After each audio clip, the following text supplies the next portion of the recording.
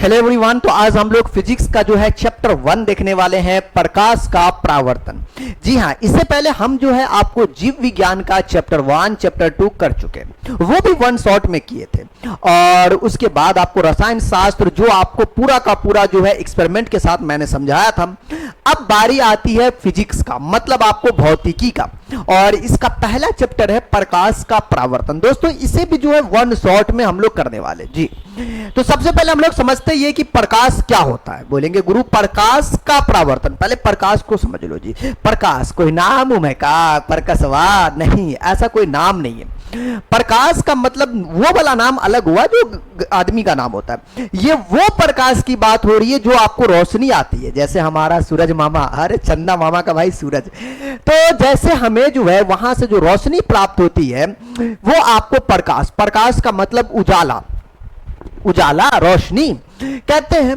और इसका प्यारा डिफाइंड है कि अगर हम कोई वस्तु को देखते, कोई वस्तु को देखते तो इसका मतलब वहां पे कहीं ना कहीं प्रकाश है, क्योंकि उस वस्तु पे पहले क्या होता, प्रकाश पड़ता है तब हमको दिखता है। बोलेंगे सर क्या मतलब, हमें पूरा देसी अंदाज में एकदम अच्छे से समझाइए ना। चलिए समझाते, पहले इसका डिफाइन देख लीजिए क्या कहता है। कहता प्रकाश वह कारक है जिसकी सहायता से हम जो है वस्तुओं को देखते हैं, और वास्तव में प्रकाश जब वस्तुओं से टकरा कर हमारी आंखियां तक पहुंचता तब हम वस्तुओं को देख पाते हैं। मतलब का इधर सुन लो, अगर हम अंधेरिया कमरा में, क्या चीज है अंधेरिया कमरा में, देखना तुम्हें कुछ दिखेगा नहीं, और फिर मैंने एक टॉर्च उठाया, मैंने टॉर्च उठाया, मेरे सामने घड़ी रखी हुई थी, मैंने घड़ी पे टॉर्च मारा, ना कि अपने आंखिया पे। कहां मारे, घड़ी पे टॉर्च मारे तो हमें वो दिखा। अगर आंखिया पे टॉर्च मारते तो वो घड़ी नहीं दिखता। मेरी बात समझ में आ रहा है? इसका मतलब ये है कि अगर हम किसी वस्तु पे टॉर्च मारे, रोशनी मारे, तो वहां से रिफ्लेक्ट हुआ, कहां हुआ रिफ्लेक्ट, वहां से टकराया, फिर हमारे आंखों के पास आया, ये हो गया परावर्तन। क्या हो गया, परावर्तन। तब इसे बोलेंगे प्रकाश का परावर्तन हुआ, है ना। तो हुआ क्या असल में कि भाई कोई वस्तु था हमारे पास, है ना, और वहां से इस सूरज मामा से इस सेब पर आपको क्या गया, रोशनी गया, और इस आंखिया पे मतलब इसमें टकराने के बाद आंख के पास गया तब हम देख पाए। इसका मतलब हमारी आंखिया जो है अंधेरियर में जो है नहीं देख पाएगा, है ना। हाँ, इसीलिए ना किसी के मुंह पे टॉर्च मार दिया एकदम चुंडिया गया, नहीं पकड़ के थोपिया देता। क्यों ऐसा होता है, क्योंकि वो आंख पे अगर डायरेक्टली रोशनी जाए तो क्या होता है, चुंडिया जाएगा। हाँ, वही रोशनी किसी दूसरी जगह पे मारो तो उसे वो दिखेगा, ठीक है, क्योंकि वो टकरा कर दिखता है, ना कि डायरेक्टली। समझ रहे हो ना, ये होता है जी। अगर आप जो है किसी चीज को देखते हो इसका मतलब वो क्या है, परावर्तन है। अब समझ में आया? हाँ, ये रियल बात हुई, ठीक है। अब उसके बाद इसमें हम जानते हैं कि प्रदीप्त वस्तुएं क्या होते हैं। बोलेंगे गुरुजी प्रदीप्त वस्तु का मतलब क्या हुआ। देखो, प्रदीप्त वस्तु वैसी वस्तु जिसे हम क्या करते हैं कि ऊर्जा आपको निकाल पाते, मतलब ऐसा वस्तु जिससे आपको क्या हो, प्रकाश आपको उत्सर्जित हो। बोलेंगे गुरुजी अब हमको ये बताइए कि भाई साहब जो है ये आपको जो बहुत सारा यहां पर आपको एग्जांपल के तौर पर ये जो चीजें दिख रहा है, इन सब से क्या कर सकते हैं हम लोग, आसानी से रोशनी, जैसे हमारा बॉल हुआ, टॉर्च हुआ, चाहे मोबाइल का वाला टॉर्च हुआ, कहीं से रोशनी निकल रहा है, वो प्रदीप्त वस्तु है। और जिससे आपको रोशनी ना निकलता हो दोस्तों, जिससे रोशनी ना निकलता हो, उसे हम लोग जो है अप्रदीप्त वस्तु कहेंगे। बोलेंगे ठीक है सर, ये बात हमको समझ में आ गया। जिससे रोशनी निकलता है वो हो गया जी प्रदीप्त वस्तु, और जिससे रोशनी नहीं निकलता है वो हो गया जी आपका अप्रदीप्त आपको वस्तु हो गया जी, ठीक है। तो ये चीजें होता है दोस्तों। ओके, तो हाँ जी, फिलहाल अभी जो हम बात करेंगे दोस्तों यहां पर, ओके, कि आपको अप्रदीप्त वस्तुएं क्या होती है। कहते वे वस्तु जो स्वयं कोई प्रकाश उत्सर्जित नहीं करती है उसे अप्रदीप्त वस्तु कहते। जैसे हमारे पास ले लिया टेबल, कुर्सी, पेन, ऐसी चीजें जिससे रोशनी निकल भी ना करता हो, हाँ, मतलब वो रोशनी ना देता हो, इसका मतलब ये कि वो अप्रदीप्त वस्तु है। बस हो गया जी, इतना नॉर्मल डिफाइंड है यार, कोई ज्यादा इसमें लफड़ा उफड़ा नहीं है, समझ रहे हो ना। हाँ, उसके बाद जो है प्रकाश का परिकर्णन की बात करेंगे, बड़ा इंपॉर्टेंट है। परिकर्णन मतलब क्या बोलेंगे गुरु, परिकर्णन, व्हाट परिकर्णन जी। देखो मैं बताता हूं, कहते हैं जब सूर्य से आता प्रकाश, जब सूक्ष्म कण, जैसे हमारे पास कोई वायु के आपको कण हो गए, धूल कण हो गए, है ना, उस पर पड़ता है तो वह कण उन पर पड़ने वाले प्रकाश की कुछ ऊर्जा को अवशोषित कर फिर उसे चारों ओर क्या करते हैं, विकृत करते हैं। इस प्रक्रिया को जो है परिकर्णन कहा जाता है। बोलेंगे जरा तरीका मैटर बड़ा गड़बड़ है, हमें ना समझ में वाले। अब बताइए ना सर जी अच्छा से, देखो ये कहा कि भैया सूर्य से आता प्रकाश, मान लो सूरज से जो है कोई प्रकाश आया, बोलेंगे ठीक है जी प्रकाश भैया को उसने भेजा। अब प्रकाश आने के बाद मान लो किसी कण पे पड़ा, किसी धूल पे पड़ा, कहीं पे पड़ा, उसके बाद वो टकराने के बाद वो छितराएगा, क्या होगा, रिफ्लेक्ट होगा, मतलब कहीं पे पड़ा उसके बाद आपको छितरा गया, है ना, इधर गया उधर गया उधर गया, रोशन के पास गया, इधर उधर जब रोशनी चला गया तब वो कहलाता है परिकर्दन। यही कहता है, देखो ना, वो जब सूक्ष्म कण पर पड़ता है तब वह कण उन पर पड़ने वाले प्रकाश की कुछ ऊर्जा को अवशोषित करता है, फिर उसे क्या करता है, चारों ओर विकृत कर देता, मतलब चारों ओर फैला देता, उन पे पड़ा वो अवशोषित किया, उसके बाद चारों ओर फैला दिया, वही बात है। तो ये चीज है, कहीं पर भी पड़कर, इससे क्या होता है कि ऐसा जगह जहां रोशनी ना जाता हो, जंगल में बहुत ऐसा जगह जहां पे रोशनी पहुंच नहीं पाता, तो क्या होता है कि किसी छोदिया में, किसी कहीं पर, किसी पत्थर पे कहीं पे पड़ के प्रकाश जो है ना इधर से उधर टकराया, वो उधर गया इधर गया उधर गया, अलग अलग टकरा के आपको छितरा जाता है, जिससे अंदर में भी आपको दिख पाता है कि क्या है मैटर, समझ रहे हो। तो ये हुआ प्रकाश का परिकर्दन। अब चलते आगे इसमें दोस्तों, इसमें आगे अगर बात कर ले तो यहां पर से जो है ओ भाई हाँ जी, इस परिकर्दन से जो है आपको प्रकाश के कारण हम दिन में भी जो है ऐसी वस्तुओं को देख पाते जिन पे सूर्य प्रकाश नहीं पड़ता है सीधे। मान लो अब ऐसा आप जंगल में ये है, देख रहे हैं जंगल का एक चीज है, यहां पर हर जगह पे रोशनी नहीं होगा, अरे सूरज की रोशनी को रोक लेगा, तो कहीं पे पड़ा, कहीं पे उधर गया, किधर गया उधर गया, टकराने के बाद वो कहीं गली कूची किधर जा सकता है, उससे क्या होता है, रोशनी फैलती है। ये चीज है, ये फायदा होता है प्रकाश के परिकर्दन से, फायदा भी हमको समझ में आया। अब बात करेंगे कि प्रकाश की जो किरणें हैं बाबू, क्या है, प्रकाश की किरणें क्या मतलब आपको कैसे चलती है, प्रकाश की रेखा जो है किस तरीके से चलते है, इस पे बात करते हैं। तो ये कहता है कि भाई जब हम लोग जो है प्रकाश की किरणें की अगर मैं बात कर लूं, ओके हाँ जी ये चीजें, हाँ बिल्कुल, कहते हैं जब हम लोग जो है प्रकाश की किरणें की बात करें तो एक सरल रेखा पर चलने वाली प्रकाश की किरण कहते हैं, मतलब एक सिंपल सी बात किया जाए कि जो एक सरल रेखा पर चलता हो, हाँ एक के वो रेखा पे इधर उधर मुंह हाथ ना मारता हो, तब जो है वो क्या कहलाएगा, प्रकाश। प्रकाश का एक ये है कि वो सरल रेखा में चलता है, पूछ भी देता प्रकाश जो है ना कह सकते वो सरल रेखा में चलता है, इस बात को याद रखिएगा। प्रकाश की किरणों के समूह को हम लोग प्रकाश का किरण पुंज कहते हैं, याद रखोगे दोस्तों, जो प्रकाश के जो किरणों का समूह होता है उसे ही हम लोग प्रकाश का किरण पुंज कहते हैं। अगर पूछा जाए प्रकाश का किरण पुंज क्या है, तो बोलेंगे किरणों के समूह को किरण पुंज कहते हैं, बस हो गया जी, इतना काफी है। और कहते हैं ये मुख्य किरण पुंज जो है ना 3 प्रकार के होते हैं दोस्तों, कितने प्रकार के, 3 प्रकार के। बोलेंगे सर कौन कौन सा 3 प्रकार से होते हैं, जैसे हमारे पास देखिएगा कि अपसारी किरण पुंज क्या होता है, अपसारी किरण पुंज, उसके बाद जो है समांतर किरण पुंज, उसके बाद जो है अभिसारी किरण पुंज। मतलब हमारे पास अगर देखा जाए तो किरण पुंज तो समझ गए कि किरणों का जो पूरा समूह होगा, उसका जो मेला होगा, उनका पूरा फैमिली होगा, उस फैमिली को हम लोग किरण पुंज कहेंगे, ठीक है। और किरण पुंज को अलग अलग तरीके से डिवाइड किया गया कि कोई ऐसे ऐसे रहा तो कोई 4 गो फैमिली वाला, 5 गो फैमिली वाला रहा तब का नाम देंगे, ऐसा कुल मिला के मैटर है बाबा। अब देखो कि इसके 3 जो है फैमिली में से एक है अपसारी, तो अपसारी क्या होता है उसकी बात कर लेते हैं। देखो असल में जो है अपसारी किरण पुंज क्या होता है वो देखिए, बोलेंगे बड़ा प्यारा सा इनका भी डिफिनेशन है, ज्यादा कोई बड़ी चीज है नहीं दोस्तों, ठीक है ना, एकदम प्यारा सा बात है। बोलेंगे ठीक है जी।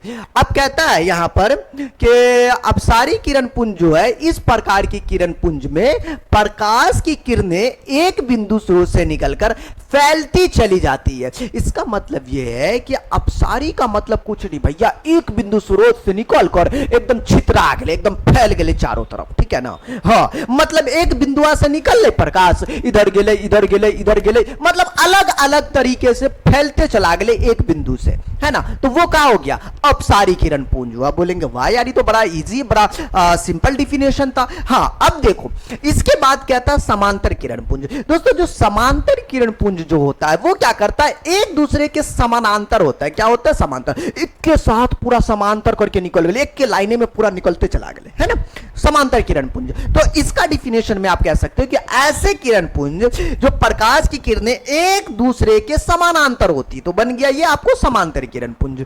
ओके, इसके बाद आप जो है कह सकते हो यहां पर कि आपको जो है आपको इसके बाद वाले, ये तो हो गया समांतर किरण पुंज का ना एग्जांपल। अब मैं बात करता हूं अभिसारी किरण पुंज। बोलेंगे सर अभिसारी किरण पुंज क्या होता है? ये जो होता है दोस्तों कि आपको इस प्रकार के किरण पुंज में प्रकाश की जो किरणें होती है एक बिंदु से आकर जो है आपको क्या होता मिलती है, क्या होता है दोस्तों, आपको मिलती हुई प्रतीत होती है। ऐसे किरण पुंज में किरणों की बीच की दूरी घटती जाती है। देखो मैं अपने भाषा में बताऊं ना तो यहां पर यह होता है मैटर कुल मिला के कि जो किरण पुंज में क्या होता है कि जो किरण पुंज होता है वो किसी अलग जगह से आता है आते जाता है, ठीक है, आने के बाद किसी एक सेंटर पे आकर मिल जाता है। जैसे देखो ना क्या बोला कि किरण पुंज जो है ना अलग अलग जगह से आया, इधर से वाले और किसी एक सेंटर पे आके टकरा, ये सेंटर होता इस पे आके टकरा गया, तो ये टकराना जो हुआ अभिसारी किरण पुंज। देखो अपसारी क्या होता है कि फैलता है, समांतर क्या होता है एक दूसरे के समानांतर होता है, अभिसारी क्या होता है कि चारों मतलब अलग अलग दिशा से आया और एक सेंटर पे आके लग गया। मतलब मैं यहां पे खड़ा हूं, उधर 10 आदमी है, उधर से कहा कि 10 आदमी जो है अलग अलग दिशा से हमको टॉर्च मारा, मेरे पे मारा, क्या हुआ अभिसारी एक तरीके का एग्जांपल हुआ है ना, मुझको आके लगा लेकिन अलग अलग तरीके से आपको जो है यहां से पूरा लाइन से खड़ा था मारा, एक सेंटर पे मेरे पास आया, ओ अभिसारी का एक रियल एग्जांपल। तो ये चीजें आप कह सकते हो, ठीक है ना। इसके बाद जो है हम बात करेंगे बड़ा प्यारा है कि पारदर्शी क्या होता है। बोलेंगे गुरुजी पारदर्शी का क्या मतलब? देखिए पारदर्शी का मतलब यह होता है कि वे पदार्थ जिनसे होकर प्रकाश आसानी से क्या होता है कि आपको पार कर जाती है, पारदर्शी कहलाती है। मतलब सिंपल सी बात है, जैसे हमारा कांच हो गए, पानी हो गए, हवा हो गए, ये सब माध्यम से जो है ना क्या होता है प्रकाश आर पार। जैसे हमरा कांच रोले, कांच पे टॉर्च मार लिए, क्या होते आर पार होते, पानी से आर पार हो सकता है। तो इससे जो है प्रकाश आसानी से आर पार हो जाए, सिंपल सी बात है वो पारदर्शी कहलाता। कोई बड़ा सा इसमें लोचा ओचा नहीं पालना। बोलेंगे सिंपल सा ऐसा देखो ना, ऐसा वस्तु जिससे जो है ना प्रकाश आसानी से जो है ना आर पार हो गया तो उसे पारदर्शी कहेंगे। बस हो गया जी, इतना डिफिनेशन काफी इतना, ठीक है, ज्यादा इसमें कोई नाटक है नहीं। इसका चचेरा भाई है जिसको कहते हैं पारभासी। क्या कहते हैं? पारभासी। देखो पारभासी मतलब क्या होता है कि भाई वे पदार्थ जो उन पर पड़ने वाले प्रकाश के एक छोटे से भाग को अपने से होकर जाने देता है। मतलब ये दोस्तों कि भाई ऐसा चीज है जिससे आपको क्या हो कि भाई प्रकाश तो जाएगा लेकिन अपने से छोटे भाग को, जैसे हमारे पास एक क्या था, एक हमारे पास जो है कांच है लेकिन वो पूरा घिसा हुआ कांच है। वो कांच क्या है? पूरा घिसा हुआ। अगर आप उसे टॉर्च मारते हो ना या कोई रोशनी मारते देखोगे तो वो कण से, क्योंकि घिसा हुआ है तो इधर से निकलेगा उधर से निकलेगा, फुदक के उधर से निकलेगा, कभी उधर जाएगा, मतलब कुल मिला के उधर उधर मुंह मारेगा। तो ये सब जो मैटर होता है तब होगा जब आपको जो है पारभासी की बात हो, ठीक है। अब जैसे ये बैलून है तो बैलून में क्या होता है कि भाई एक जगह से नहीं निकल सकता क्योंकि ये रबर है, तो ये क्या होता है कि अलग अलग जगह से आपको निकलते दिखेगा। ये तेल लगा हुआ कागज बहुत बड़ा एग्जांपल है डियर। ये जो तेल लगा हुआ जो कागज है ये क्या होता है कि भाई कागज में तेल लगा हुआ, टॉर्च मारिएगा, रियल एक्सपेरिमेंट कर लीजिएगा, कागज में आप तेल लगा दीजिए, फिर उसके बाद रोशनियां मारिए, आप देखिएगा कि वो अपने से छोटे छोटे भाग को बाहर जाने देगा, पूरा इकट्ठा भाग को नहीं जाने देगा क्योंकि उसमें तेल लगा हुआ है, तेल लगने की वजह से।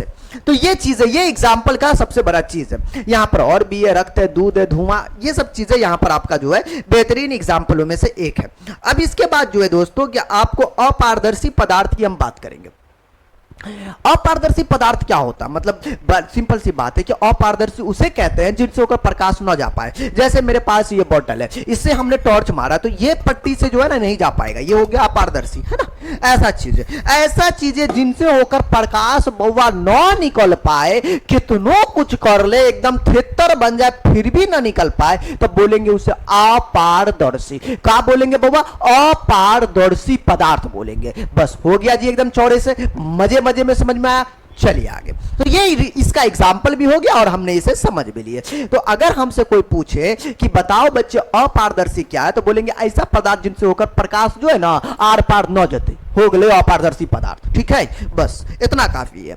इसके बाद जो है मोस्ट है कि भाई प्रकाश का परावर्तन क्या होता है। इसका मतलब यह है कि भाई जब प्रकाश की किरण जो है क्या होता है कि आपको किसी भी वस्तु पर या फिर किसी वस्तु से टकराने की जब बात हो जाए, देखो ये टॉर्च था, इस टॉर्च ने क्या किया, इस मिरर पे मारा, ये वापस रिफ्लेक्ट हुआ। हम लोग जो है दोस्तों कि अक्सर बचपन में जो है मेरे पास ये तो मिरर है, ये मिरर का क्या चक्कर था कि भाई इसमें क्या होता है कि भाई कोई कोई बचपन में भी हम लोग क्या होता है, सूरज का जब रोशनियां आता ना हो बचपन में, ऐसा करके इधर उधर करके रोशनी मारते, किसी के मुंह पे मारते, किसी को इधर मारते, रिफ्लेक्ट करता भाई, परावर्तित होता, इसमें रोशनी टकराता, उधर जाता, इधर मारते उधर जाता, ऐसा मैटर होता था बचपन में। आप लोग किए कि नहीं? आप तो बच्चा लोग फ्री फायर वाला पता नहीं।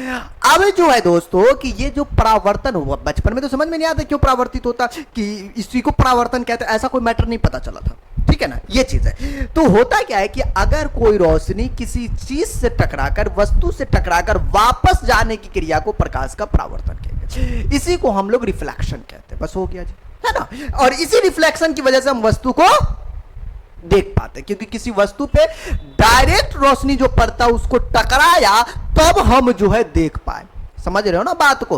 हाँ, यही रियल बात है जी, इसके अलावा कुछ नहीं है। किसी प्रोशन को तुम्हें देखना है तब क्या होगा, वो जो है आपको सामने खड़ी होगी, मान लो अंधेरिया है, तब क्या होगा, आप जो है अपने अखिया पे तो टॉर्च नहीं मारोगे ना जी, उसके मुंह पे टॉर्च मारोगे, मरबो करेगी, तब दिक्कत हो जाएगा जी। उसके मुंह, अखिया पे मत मारना, मुंह पे मारेगा, तब जो है उसको तू देख पाओगे। समझ रहे हो ना? हाँ, तब नजर से नजर मिल पाएगा।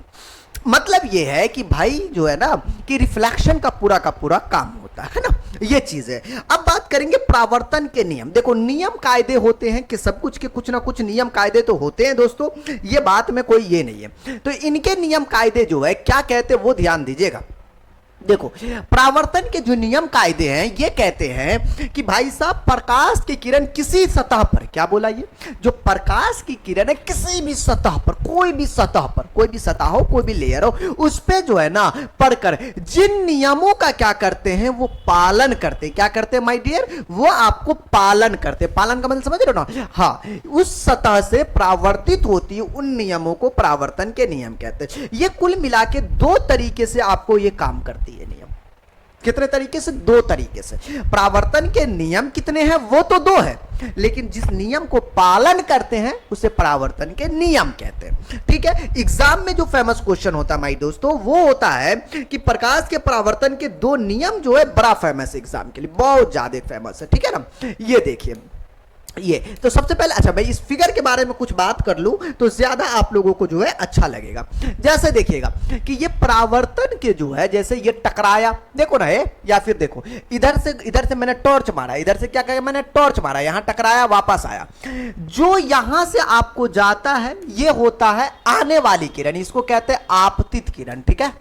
और ये चला जाएगा, इसको कहते हैं परावर्तित किरण। और इसके साथ जो एंगल बनेगा इस वाले के साथ, जिधर से टॉर्चिया मारे हो, हाँ, अरे मुझे इधर से टॉर्च मारे ना, इधर वाली बात, तो ये वाला जो एंगल होगा ये आपका आई कहलाता है, इंसिडेंट रे। और जो जाएगा उसके साथ एंगल होगा वो आपको आर कहलाएगा। क्या कहलाएगा? आर। और उसका जो बीच वाला होगा ना, बीच वाला पॉइंट, इसको कहते हैं अभिलंब। अभिलंब इसलिए ताकि ये 90 डिग्री का कोण बनाता।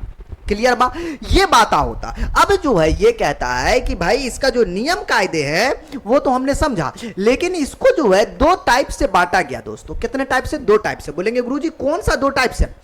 आपतित किरण, दूसरा होता आपतन बिंदु। अरे यार, वो चीज समझा, मैं वैसे भी समझा दिया हूं कि भाई आपतित किरण मैंने बता दिया, अभी जस्ट बताया ना कि किसी सतह पर पड़ने वाली किरण को आपको आपतित किरण कहते हैं ना। इसको क्या कहते हैं? आपतित किरण मैं बता दिया था। और इसको आप मतलब अपवर्तित किरण, मतलब आपको जो है, जो आपको क्या होता है, आने और ये जाने वाली किरण, इसीलिए इसको परावर्तित किरण कहते हैं। ये हो गया आपका आपतन बिंदु। क्या होता है? जिस बिंदु से आपको टकराता है उसे आपतन बिंदु कहते हैं। उसी को जो है ये हिंदी में आपको डिफिनेशन करके आपको दे दिया कि आपतन बिंदु क्या है, आपतित किरण क्या। मैंने डायरेक्टली समझाया था, यहां पर आपको जो ये लिखा हुआ है, ताकि आपको भी ये चीजें बाद में याद रहे, ठीक है। तो ये बात है, यहां पर हो गया जी। अब जो है आगे मैं बात कर लूं तो परावर्तित किरण के बारे में बात कर लेता हूं दोस्तों। जो परावर्तित किरण होता है, जिस माध्यम में जो है आपको जो कोई भी माध्यम, उसका कोई ये नहीं है, आपको चलकर आपतित किरण की सतह पर आती है। जैसे हमारे पास ये था, ये इधर से रोशनी गया मान लो, ये जो वापस आया ना, यही आपका परावर्तित किरण कहलाएगा। क्या कहेंगे इसको?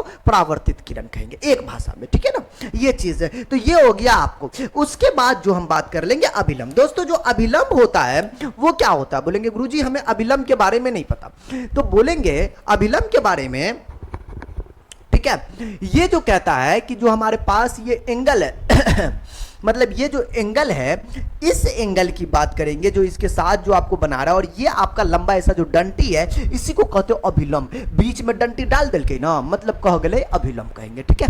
ये बात हो गया अभिलंब, ठीक। आपतन कोण की बात किया जाए तो जो ये एंगल बनाता है इसी को हम लोग इसको आपतन कोण कहेंगे, और ये आर वाले को आपको परावर्तन कोण कहेंगे, ठीक है। यही दो आपको यहां पर लिखा हुआ। टोटल आपके पास 6 नियम कायदे यहां पर है, तो 6 नियम कायदे के बारे में हमने बात कर लिया जी, ठीक है। ओके जी, चलिए आगे। तो ये हो गया आपतन कोण, परावर्तन कोण। अब यहां पर के जो है मुख्य, ये तो हमने इसके बारे में बताया था कि ये आपतित किरण है, ये परावर्तित किरण है, ये तो इनके बारे में ना बताए थे। ये आपतन कोण है, ये परावर्तन कोण है, ये अभिलंब है, ये आपतन बिंदु है। हम इनके बारे में ऊपर जो है 6 को बताया था, ठीक है। अब जो आएगा दोस्तों, ये जो है आपका प्रकाश के परावर्तन के नियम की बात होगी। अगर जीवन में तुमसे पूछ ले प्रकाश के परावर्तन के कितने नियम है, तो तुम जो ढिंकच का करके बता देना बेटा 2 नियम होते हैं, एकदम से कोई चौड़े से, कोई दिक्कत नहीं। कितने नियम? 2 नियम होते। और इस दोनों नियम को भाई ऐसे याद रखना जैसे कि तुम गालिया को याद रखते हो। हाँ बिल्कुल यार, एडवांस में रखते हो ना, बोलने की जरूरत ना पड़ता, वो गाली भूल गया, ऐसा ना होता, बोला तो पकड़ के एकदम से कुछ दिए गाली का, वही वाली बात है। तो वैसा ही याद रखना कुल मिला के।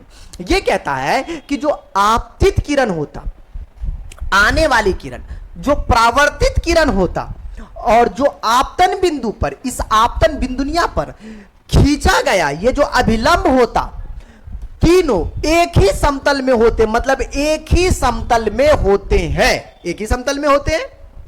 ओके, ये हो गया इसका एक नियम। क्लियर है? मतलब बोला आपतित किरण, परावर्तित किरण, आपतन बिंदु पर खींचा गया अभिलंब, तीनों एक ही समतल में होते हैं। ये हो गया पहला नियम।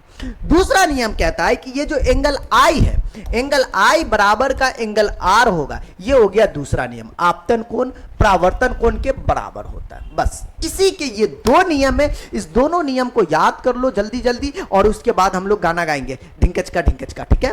ओके जी, चलिए ये तो हो गया ये कि आपतित किरण, अपवर्तित किरण, आपतन बिंदु पर खींचा गया अभिलंब, तीनों एक ही समतल में होता, और आपतन कोण जो है परावर्तन कोण के क्या होता दोस्तों, आपको बराबर होता। बोलेंगे ठीक है जी। चलिए उसके बाद मैं बात करूंगा समतल दर्पण। दोस्तों देखो, मैं बहुत इंपॉर्टेंट चीज बता रहा हूं, इस चीज को ध्यान से सुनना। चीज ये है, कहता है बेटा जो समतल दर्पण पर लंबवत पड़ने वाली किरण का जो है परावर्तन समतल पर लंबवत, अरे यार कितना एक ही चीज को डबल डबल रिपीट किया हुआ, तो मैं आपको बता देता हूं, ठीक है ना।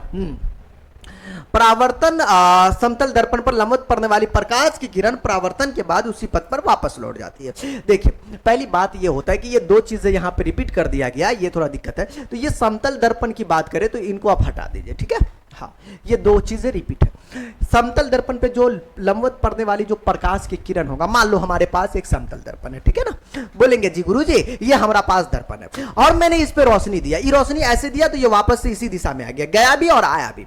लंबवत पड़ने वाली प्रकाश की किरण परावर्तन के बाद उसी पथ पर वापस लौट जाती है। लंबवत का मतलब समझ रहे हो? बोलेंगे गुरुजी हाँ, लंबवत का मतलब समझ रहे, जो 90 डिग्री से गया, इधर टॉर्च गया, एकदम सीधा सीधा टॉर्च गया, वापस से इसी बीच पे आ गया जी। ये हो गया जी, हो गया ये। तो ये बात बोल रहा है कि जो समतल दर्पण पर अगर लंबवत पड़ रहा था बेटा, वो लंबवत हो जाएगा, ठीक है ना। ये बात है। फिर हल्का गेले तो इधर गेले तो इधर, मतलब जिस एंगल से आप भेज रहे हो उसी एंगल से वापस आएगा। अब मैं मोस्ट इंपोर्टेंट यहां पे अब बात करते दोस्तों प्रतिबिंब के बारे में। बोलेंगे गुरुजी प्रतिबिंब क्या होता है जी? देखो प्रतिबिंब जानना हमारे लिए बेहद जरूरी। बोलेंगे सर ऐसा का है, प्रतिबिंब में का रखा है? अरे दिन भर फोटो, सुबह से शाम तक सामने से सेल्फी, पोर्ट वाला सेल्फी, याद नहीं है? दिन भर फोटो, रात भर फोटोए खिंचाते हो, हाँ जी, और भी खिचिक खिचिक करके। अब देखो मैं बात करता हूं प्रतिबिंब। देखो प्रतिबिंब का मतलब क्या हुआ, ये तो हिंदी में कहते हैं, इमेज कहते हैं इंग्लिश में, है ना। फोटो खींची, फोटो, वही वाली बात है। किसी बिंदु स्रोत से आती प्रकाश की किरणें दर्पण से परावर्तन के बाद, मुझे समझ में इतना आ रहा है कि कोई बिंदु स्रोत से प्रकाश की किरणें दर्पण पे पड़ाई, सुसरी का इमेज बनने से पहले जो ये टुकुर टुकुर देख रही है, और ये जो मेकअप वुकअप जो है एक एक इंची जो पोत पात कर रही है कुल मिला के, तो ये ऐसे हो रही है। अभी देखो तो सही कैसे कर रही है। देखो परावर्तन के बाद जिस बिंदु पर मिलती है, जिस बिंदु पर इस पे परा प्रकाश, इसके परावर्तन के बाद जिस बिंदु पर मिलती है, या दूसरा ऑप्शन है जिस बिंदु से आती हुई प्रतीत हो, तो 2 ऑप्शन है, या चाहे इस बिंदु पर मिलती है या आती हुई प्रतीत होती, दोनों कंडीशन में आपको उसे उस बिंदु स्रोत का क्या कहते हैं? प्रतिबिंब कहते हैं। बस एकदम सिंपल सा कि भैया हो, अगर हमरा पास ये हमरा पास कांच का शीशा होले, ए पर हमरा मुंह देखना है, इमेज बनाना है, तो इनमें क्या होगा, कोई किधरों से आपको रोशनी आएगा, इस बिंदु इस पे पड़ेगा, इसके परावर्तित के बाद वास्तव में इस बिंदु पर जो है आती हुई प्रतीत हो सकती है, या फिर दो ऑप्शन है देखो ना, या फिर आपको बिंदु आती हुई प्रतीत हो सकती है या फिर इसी बिंदु पर आपको मिलती है। ठीक, तो आपको यह कहलाएगा इमेज, तब कहेंगे आपको प्रतिबिंब। अंधेरिया में ये काम कैसे होगा जी? तो दिक्कत हो जाएगा ना, कहे कि हमको तो रोशनी चाहिए ना, तब ना आपको आती हुई प्रतीत होगा, रोशनी तो चाहिए, बिना रोशनी का काम नहीं होगा। तो ये चीज है। तो ये जो टुकुर टुकुर जो है मुआ देख रहा है या फिर जो पोत पात कर रहा है, कुल मिला के जो लॉजिक है यही है, ये इमेज आपको कहलाता है। देखो यारो, इमेज को जो है दो तरीके से हम लोग डिफाइंड करते हैं। कितने तरीके से? दो तरीके से। तरीका नंबर 1 ये कहता है कि भाई आपको जो है प्रतिबिंब दो प्रकार से होते। देखिए, पहला एक तो होगा रियल इमेज, एक होता वर्चुअल इमेज, जिसको काल्पनिक प्रतिबिंब कह सकते हैं या फिर आभासी प्रतिबिंब। एग्जाम में जनरली जो है, एग्जाम में वास्तविक प्रतिबिंब और आभासी प्रतिबिंब का डिफिनेशन पूछ सकता है, या फिर वास्तविक प्रतिबिंब और आभासी प्रतिबिंब में आप अंतर बताइए, इस तरीके का क्वेश्चन रहता है। मैं दोनों को एक ही साथ डील कर लेता हूं। जैसे देखिएगा दोस्तों कि यहां जो है कहता है, एक प्यारा सा दिया हुआ है कि भाई क्या दिया हुआ है, ध्यान दीजिएगा कि गुरु आपको जो है वास्तविक प्रतिबिंब और आभासी प्रतिबिंब में आपको अंतर यहां लिखा हुआ है, पुतनी वाला अंतर यहां ना लिखता, क्या यार टाइपिंग करते हो। अंतर देखो दोस्तों, अंतर की बात हो जाए या फिर तुमसे डायरेक्टली पूछ ले वास्तविक प्रतिबिंब क्या, तो ये बात लिख दीजिएगा, ठीक है। अंतर में भी वही बात लिखनी है। अगर तुमसे आभासी प्रतिबिंब पूछ लिया जाए तो यहां से आपको उठाना और यहां पर आपको डाल देना जी। बोलेंगे ठीक है जी। अब देखिए क्या होता है जी, बस एकदम सिंपल सा बात से मैं बता रहा हूं। कहते हैं वास्तविक किसी बिंदु स्रोत से, जैसे प्रतिबिंब का डिफिनेशन दिए थे, किसी बिंदु स्रोत से आती प्रकाश की किरणें उस दर्पण पे पड़ेगा, इसके परावर्तन के बाद जिस बिंदु पर वास्तव में मिलती है, रियल में मिलती है, इस बिंदु पर वास्तव में, उसे उस बिंदु स्रोत का वास्तविक प्रतिबिंब कहेंगे। क्या बोला कि किसी बिंदु स्रोत से आती प्रकाश की किरणें दर्पण से परावर्तन के बाद जिस पॉइंट पर मिला, इसमें है जिस पॉइंट पर मिल गया, वो कहलाया आपको वास्तविक प्रतिबिंब। बस ये। और इसमें जो है आभासी में बस छोटा सा डिफरेंस है। क्या छोटा सा डिफरेंस है? ये सिर्फ जिंगा लाला है। देखो, ये प्रतिबिंब का डिफिनेशन दोनों सेम है। किसी बिंदु स्रोत से आती प्रकाश की किरणें परावर्तन के बाद जिस बिंदु से आती हुई प्रतीत होती है, ये आती हुई प्रतीत होती है और ये वास्तव में मिलती, बस दोनों में यही डिफरेंट है। दोनों को याद रखना, बस एक याद रहेगा दूसरा भी याद होगा। ये आती हुई प्रतीत होगी, ये वास्तव में मिलती है। आती हुई प्रतीत हुआ तो आभासी प्रतिबिंब, वास्तव में मिलता है तो वास्तविक प्रतिबिंब। दूसरी चीज है, जो वास्तविक प्रतिबिंब होते हैं उसे हम पर्दे पे प्राप्त आसानी से कर सकते हैं। रियल इमेज है, आसानी से प्रोजेक्टर लगा के हम लोग पर्दे पे प्राप्त कर सकते हैं, टीवी सिनेमा हॉल में जो हम लोग करते हैं। वास्तविक प्रतिबिंब वस्तु की अपेक्षा हमेशा उल्टा होता है। जो रियल इमेजेस होता है वस्तु की अपेक्षा हमेशा उल्टा होता है। ये रियल बात है, इसमें कोई शक नहीं है। बोलेंगे ठीक है सर, हमने वास्तविक प्रतिबिंब की बात कर लिया जी, चलो गुरु ये बढ़िया था जी। अब जो है आभासी कहता है कि इसे हम पर्दे पे प्राप्त नहीं कर सकते क्योंकि ये वर्चुअल है, ठीक है। और आभासी प्रतिबिंब वस्तु की अपेक्षा हमेशा क्या होता, ये आपको सीधा दिखता, ठीक है। तो ये चीज है, हम लोग भी जो आंखिया में जो इमेजेस बनता है वो रियल बनाता है, वास्तविक होता। और बोलेंगे सर उल्टा बनता, लेकिन हमारा भेजवा जो है, हमारा जो दिमागवा है वो क्या करता, सीधा करके देता। रियली बोल रहे, आपके जो आंखिया में जो इमेज बन रहा है, कोई भी इमेज बन रहा है वो उल्टा होता। हाँ, किसी दूसरे को देख रहे हो वो उल्टा दिखती है हकीकत में आंखिया में, लेकिन हमारा माइंड उसको सीधा करके बताता, नहीं ये उल्टा नहीं, ये सीधा है, ये सीधा है, ये चीज है, ये है, ठीक है। अब यहां पर जो है कुछ बातें और भी कह रहा है। क्या देखिए, कहता है नोट यहां पर करके, कहता है आंख के रेटिना पर बनने वाले प्रतिबिंब भी वास्तविक होती है। आंख के अंदर एक फोकस दूरी बदलने की सक्षम होती है, इसीलिए ये उत्तल लेंस की तरह वर्क भी करता। मैंने पहले बोला कि आंखियां भी वास्तविक होता। ये चीजें हैं दोस्तों, तो ये बात हमने यहां तक समझ में आ गया जी। देखो अब यहां पर कभी कभी जो होता है कि समतल दर्पण का कभी कभी जो है ना 2 नंबर में पूछ देता है। बोलेंगे गुरुजी क्या चीज 2 नंबर में पूछ देता है? ध्यान देने की बात है कि समतल दर्पण द्वारा बने प्रतिबिंब की विशेषताएं की मैं बात करता हूं। विशेषता है, कुछ प्रॉपर्टीज है, इसका गुण है। आता ना जी, बोलता है अरे ये बचवा में का गुण है, तो बोलता है ये उठकर बैठकर पानी पी लेता जी, है ना, ये जो है ना 1 लीटर में 100 मील दूर भाग जाता जी। अरे यार वो तो मस्ती मजाक है। लेकिन अगर बात किया जाए कि ये जो हमारे पास समतल दर्पण द्वारा क्या विशेषता है, तो ये विशेषता है कि प्रतिबिंब दर्पण के पीछे बनता है। कहां बनता है प्रतिबिंब? दर्पण के आपको पीछे बनता। पहली बात ये, ठीक है, दर्पण जो होता है ना उनके पीछे इमेज बनता। ठीक, एक बात ये हुआ, प्रतिबिंब का आकार वस्तु के आकार का बराबर होता, ना छोटा होता ना बड़ा होता, एकदम आकार का बराबर होता। विशेषता इनका गुण है। प्रतिबिंब वस्तु की अपेक्षा हमेशा सीधा बनता, ये भी ठीक है। प्रतिबिंब जो होता है वस्तु, जैसा वस्तु है ना उसकी अपेक्षा हमेशा क्या बनता है, आपको सीधा बनता है, ये भी बड़ी अच्छी बात है। ये बात है। इसके बाद कहता है प्रतिबिंब पार्श्विक रूप से जो है आपको उल्टा होता है, मतलब पिछवाड़ा से ये उल्टा होता है। अब जो है आगे हम लोग इसे चलते हैं जी। आगे यहां पर जो है कहता है प्रतिबिंब आपको आभासी होता है। क्या होता है दोस्तों? आपको आभासी होता है, अतः हम इसे पर्दे पे प्राप्त नहीं कर सकते। बोलेंगे यार ये तो समझ में आ गया जी, मतलब समतल दर्पण के द्वारा भी जो प्रतिबिंब होगा वो आभासी होगा, वो काल्पनिक होगा। जी हाँ, यही तो है ओरिजिनल खलनायक जी, कंफ्यूजन में नहीं पड़ना है। इसके बाद प्रतिबिंब दर्पण से उतना ही पीछे बनता है दोस्तों। क्या बोला?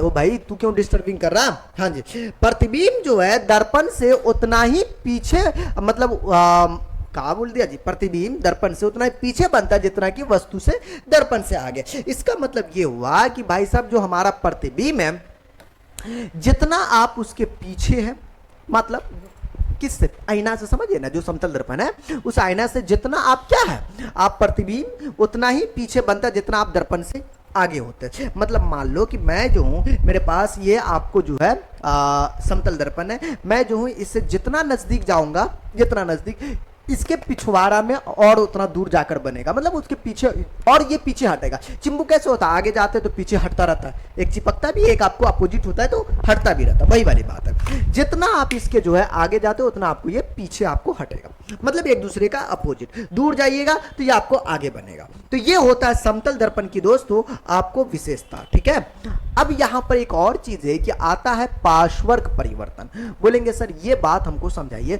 ये क्या बेटर है गुरुजी, ये क्या है पार्श्वर्क? देखो बात ये है कि इसे अगर आसानी से बात किया जाए दोस्तों, तो ये कहता है जब किसी वस्तु को प्रतिबिंब समतल दर्पण पर बनता है। क्या बोला जी?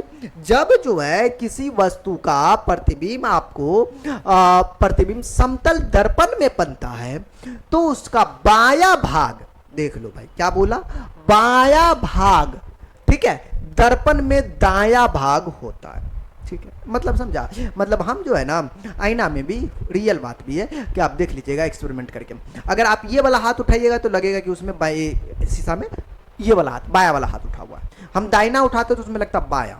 हाँ, अगर आप कोई अक्षर को जो है ना, कोई वस्तु को जो है, मान लीजिए हमने क उसमें दिखाया, मतलब प्रतिबिंब क दिखाया, तो ये क जो है ना आपको उल्टा दिखेगा। सच्ची उल्टा दिखेगा, अक्षर देख लीजिएगा, हाँ ऑटोमेटिक उल्टा दिखेगा ये। ठीक है, देख रहे, जैसे एग्जांपल ये लेफ्ट, देखो ये राइट हैंड है इसका, तो इसका ये लेफ्ट हैंड है, एक दूसरे का अपोजिट दिखता है।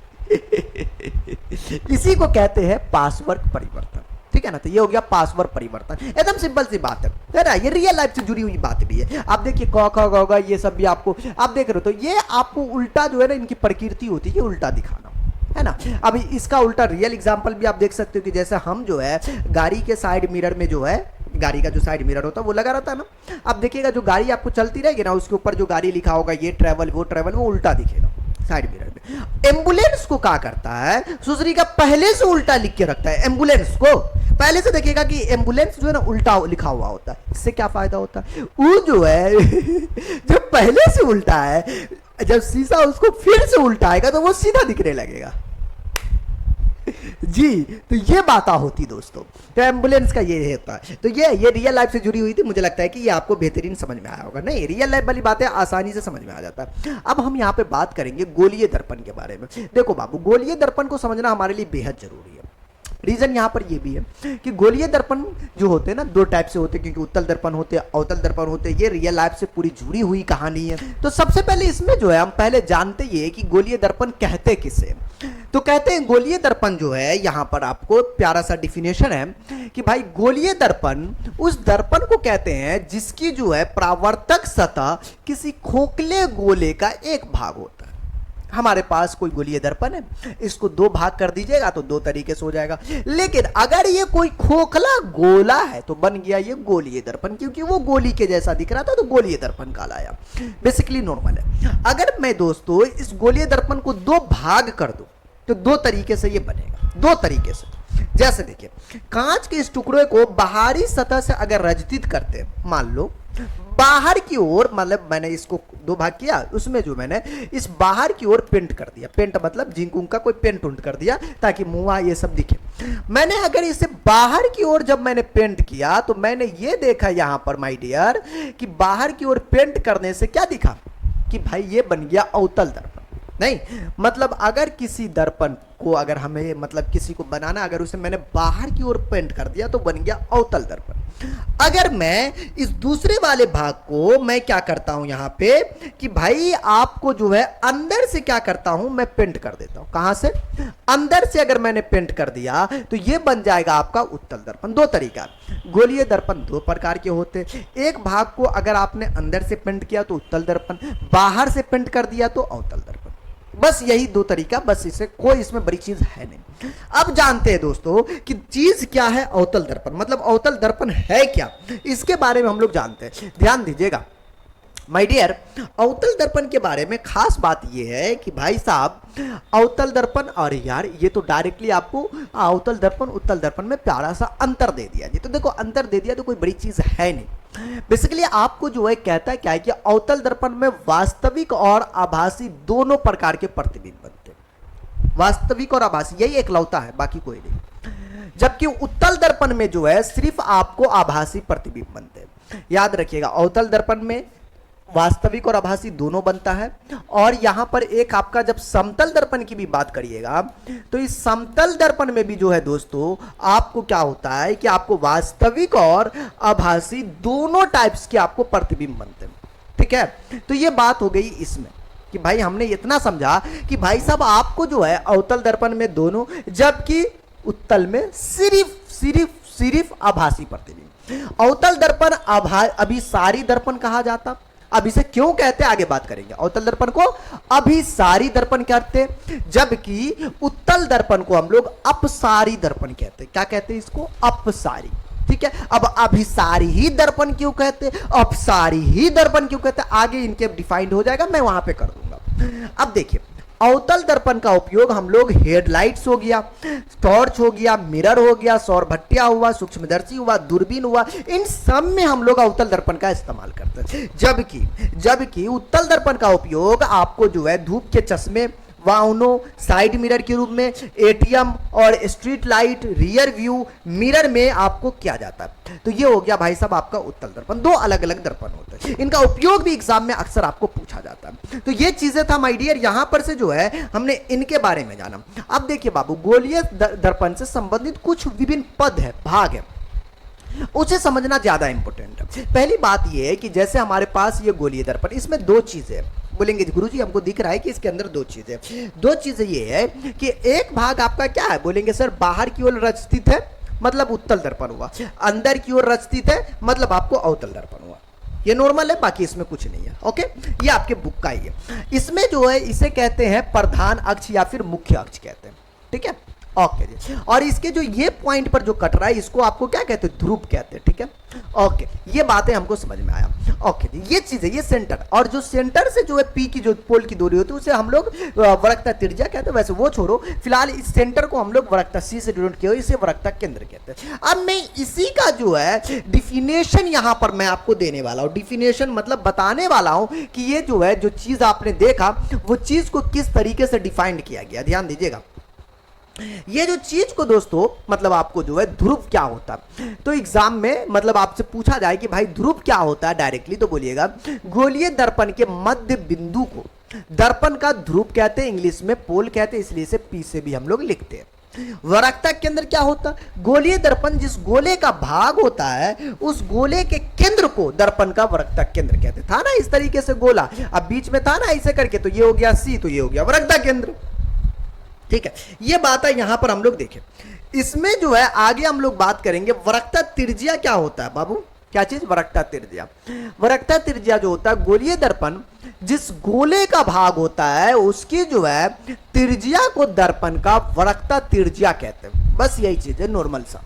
ठीक है, हाँ जी, क्या बोलेंगे? वक्रता त्रिज्या गोलीय दर्पण जिस गोले का भाग होता है उसकी जो त्रिज्या होती है, उनकी जो रेडियस होगा, मान लो ये पोल है, यहां से आपको जो है कोई हमारे पास सी से दूरी जो निकालेंगे तो ये हमारा क्या हो जाएगा? मतलब रेडियस। रेडियस समझते नहीं हो यार? त्रिज्या।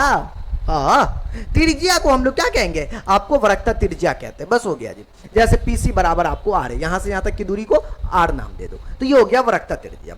इसके बाद जो मैं आगे बात कर लूं कि प्रधान या मुख्य अक्ष क्या होता है। दोस्तों देखो, प्रधान या मुख्य अक्ष गोलीय दर्पण से ध्रुव से वक्रता केंद्र को मिलाने वाली एक रेखा होती है ना, उसे हम लोग कहते हैं दर्पण का मुख्य अक्ष या फिर सबसे बड़ा प्रधान अक्ष कहेंगे। तो कुल मिला के ये बन जाएगा आपको प्रधानमंत्री। माय डियर, इसमें हम जो आगे बात करते हैं वो है आपको गोलीय दर्पण और प्रतिबिंब के बारे में। जैसे देखिए कि होता ये कि असल में अगर मेरे पास कोई मतलब कोई भी चीज है, कोई किरण है जो मुख्य अक्ष के समांतर आपको आपतित किरण है, फिगर भी है दोनों के लिए, उत्तल अवतल दोनों के लिए। पहले बात कर लेते और दर्पण अवतल के लिए, उसके बाद जो है अगर दर्पण आपका उत्तल उनके लिए। इन दोनों केस में, इन दोनों सिचुएशन में हम जब बात करेंगे तो बात ये होगा माय दोस्तों कि आप जो है यहां से, जैसे मैंने इनको जो है, ओ भाई तू हट जा यार का, हाँ देखो, अगर यहां पर से जो है अगर आपका अवतल दर्पण है तो वह फोकस एफ से गुजरेगा। मतलब नहीं समझे? बोले कि अगर ये हमारा मुख्य अक्ष, इसके समांतर से एक रेखा आया, ठीक है, बोलेंगे जी सर जी ये रेखा आया। ये रेखा आने के बाद दोस्तों जो है आपको क्या होता है कि मुख्य अक्ष के समांतर, मतलब मुख्य अक्ष से फोकस एफ से आपको गुजरेगा। ये तब होता है जब कोई रेखा मुख्य अक्ष के समानांतर हो, तब ये कांड करेगा। ठीक है, हाँ तब ये होगा। ओके, तो ये बात हमको यहां से समझ में आया। ये आपका जो है ये आपका 20 से जाएगा तो ये आई बनेगा इंसिडेंट रे, और ये आपका जो है ये, तो ये आपको एंगल आई और ये आपका एंगल आर होगा। बोलेंगे सर ये बात हमको अवतल में समझ में आया। ठीक है सर, इस पे जो है F बराबर r/2 भी प्रूफ करना आपको बड़ा अच्छा लगेगा करने में। अगर आपका दर्पण उत्तर है तो यह किरण परावर्तित होकर ऐसे हो जाती जैसे कि वह फोकस से आई हो। तो यहां पर आपको रिटर्निंग का ज्यादा, क्योंकि इसके पिछवाड़ा की ओर दिखेगा ये चीज। उत्तल दर्पण है, आभासी प्रतिबिंब बनाता है, ये चीज है। तो ये दर्पण आएगा इसके मुख्य अक्ष के जरूर समांतर है, लेकिन ये पिछवाड़ा इधर छोड़ते हुए जाएगा समझ रहे हैं? हाँ जी, ये पीछे साइड जो है आपको छोड़ते हुए जाएगा, लेकिन इसका रिटर्निंग आपको यहां से होगा। ठीक है, पीछे आपको समझ रहे हो ना, जैसे कैसे हवाई जहाज पिछवाड़ा छोड़ते जाता है धुआं, वही वाली बात हो जाएगी। ठीक है, ये चीज है। इसका जो अभिलंब दिखाइएगा कुछ इस तरीके से यहां से दिखाएंगे, जो आपको ये सी पर जाएगा, वक्रता त्रिज्या यहां। तो ये चीज है, अगर कोई मुख्य अक्ष के समांतर आपतित किरण है तो वो मुख्य फोकस से होकर गुजरेगा। ये बात को आपको याद रखनी है, चाहे अवतल हो चाहे आपका उत्तल हो। ठीक बात है। चलिए गुरुजी आगे चलते हैं। अगला जो इसमें और एग्जाम्पल के तौर पर लिया गया है कि अगर हम जो है फोकस से होकर आपको फोकस की दिशा में आने वाली किरण की हम बात करते हैं। फोकस का मतलब ये होता, मान लो मेरे पास एक रेखा था और ये हमारे पास कोई दर्पण है, कोई भी दर्पण है, जैसे अभी एक अवतल दर्पण की बात कर लेते तो अवतल दर्पण, अच्छा अवतल उत्तल दोनों का एग्जाम्पल है तो कोई भी ले सकते, वही तो यार। मान लो यहाँ एफ है, ये फोकस एफ है, अब मान लो यहीं से कोई गुजर गया, मतलब मान लो यहीं से मतलब रोशनी गुजरा, तब आप क्या करिएगा? जबरदस्ती तो नहीं है कि भाई आप रोक दीजिएगा।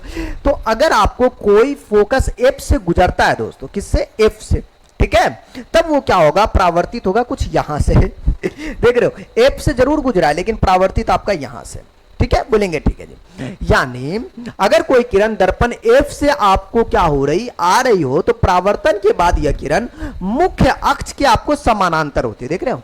हाँ जी, एफ से गुजरेगा तो मुख्य अक्ष के आपको समांतर होगा। सेम चीज है आपको उत्तल में भी होगा। यहां से तो जरूर आपको फोकस एफ से, लेकिन दिखता नहीं है, इसे डॉट डॉट करके लिए दिखाते हैं ना, ये चीज है। आया जरूर यहां से लेकिन आपको रिटर्निंग यहीं से हो जाता है, लेकिन इसके पिछवाड़ा जो है आपको छोड़कर आपको जाता है, ठीक है, ये चीजें होता है। तो ये दो चीजें जरूर याद रखिएगा। तो मैंने यहां पर से दो एग्जाम्पल आपको यहां पर करवाए। अब जो है मैं यहां पर आपको बात करेंगे कि भाई आप तो ये चीजें यहां पर देखा, बोलेंगे जी गुरुजी ये चीजें हमने देखा, लेकिन अब तो मैं बात कर रहा हूं इसमें कि आपको अब क्वेश्चन यहां से, मतलब यहां से नहीं, मतलब इस तरीके का कि भाई आप जो है फोकस दूरी की बात कर लेंगे, वक्रता त्रिज्या की बात कर लेंगे, इसमें आपको संबंध बताने हैं, F बराबर R/2 को आपको सिद्ध करनी है। तो गुरु ये कैसे सिद्ध होगा, कैसे इस पे हम लोग काम कर सकते हैं, तो इन पे जो है अपन बात कर लेते और ऐसे क्वेश्चन को अपन देखते हैं। तकरीबन आपको जो है 2 अंक में एग्जाम में जो है ऐसा क्वेश्चन रहता है। क्वेश्चन कहता है कि भाई आपको सिद्ध करे कि F बराबर R/2, या फिर आपको इस तरीके से पूछा जाए गोलीय दर्पण और वक्रता त्रिज्या के संबंध को सत्यापित करे। दोनों तरीका आपको अपना सकता, कोई भी तरीके से आपको ये पूछा जाए, ठीक है। तो ये चीजें आपको यहां पर देखनी है। देखिए गोलीय दर्पण के लिए आपको करनी है, तो सबसे पहले आपको जो है एक दर्पण ले लेनी है। बोलेंगे सर हमारे पास तो दर्पण 2 तरीके का होता है, मैंने अभी आपको बताया था दोस्तों कि दर्पण कितने तरीके का होता है। बोलेंगे सर गोलीय दर्पण जो है असल में हमारे पास 2 तरीके का होता है, ठीक है।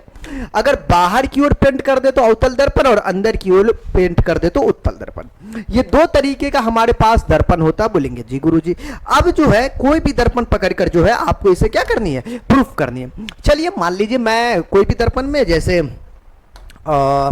इससे पहले के लिए तो आप हमें क्या करनी पड़ेगी, एक तो पहले फिगर आपको खींचनी पड़ेगी। बोलेंगे हाँ सर ये तो बढ़िया वाली बात आपने कही है।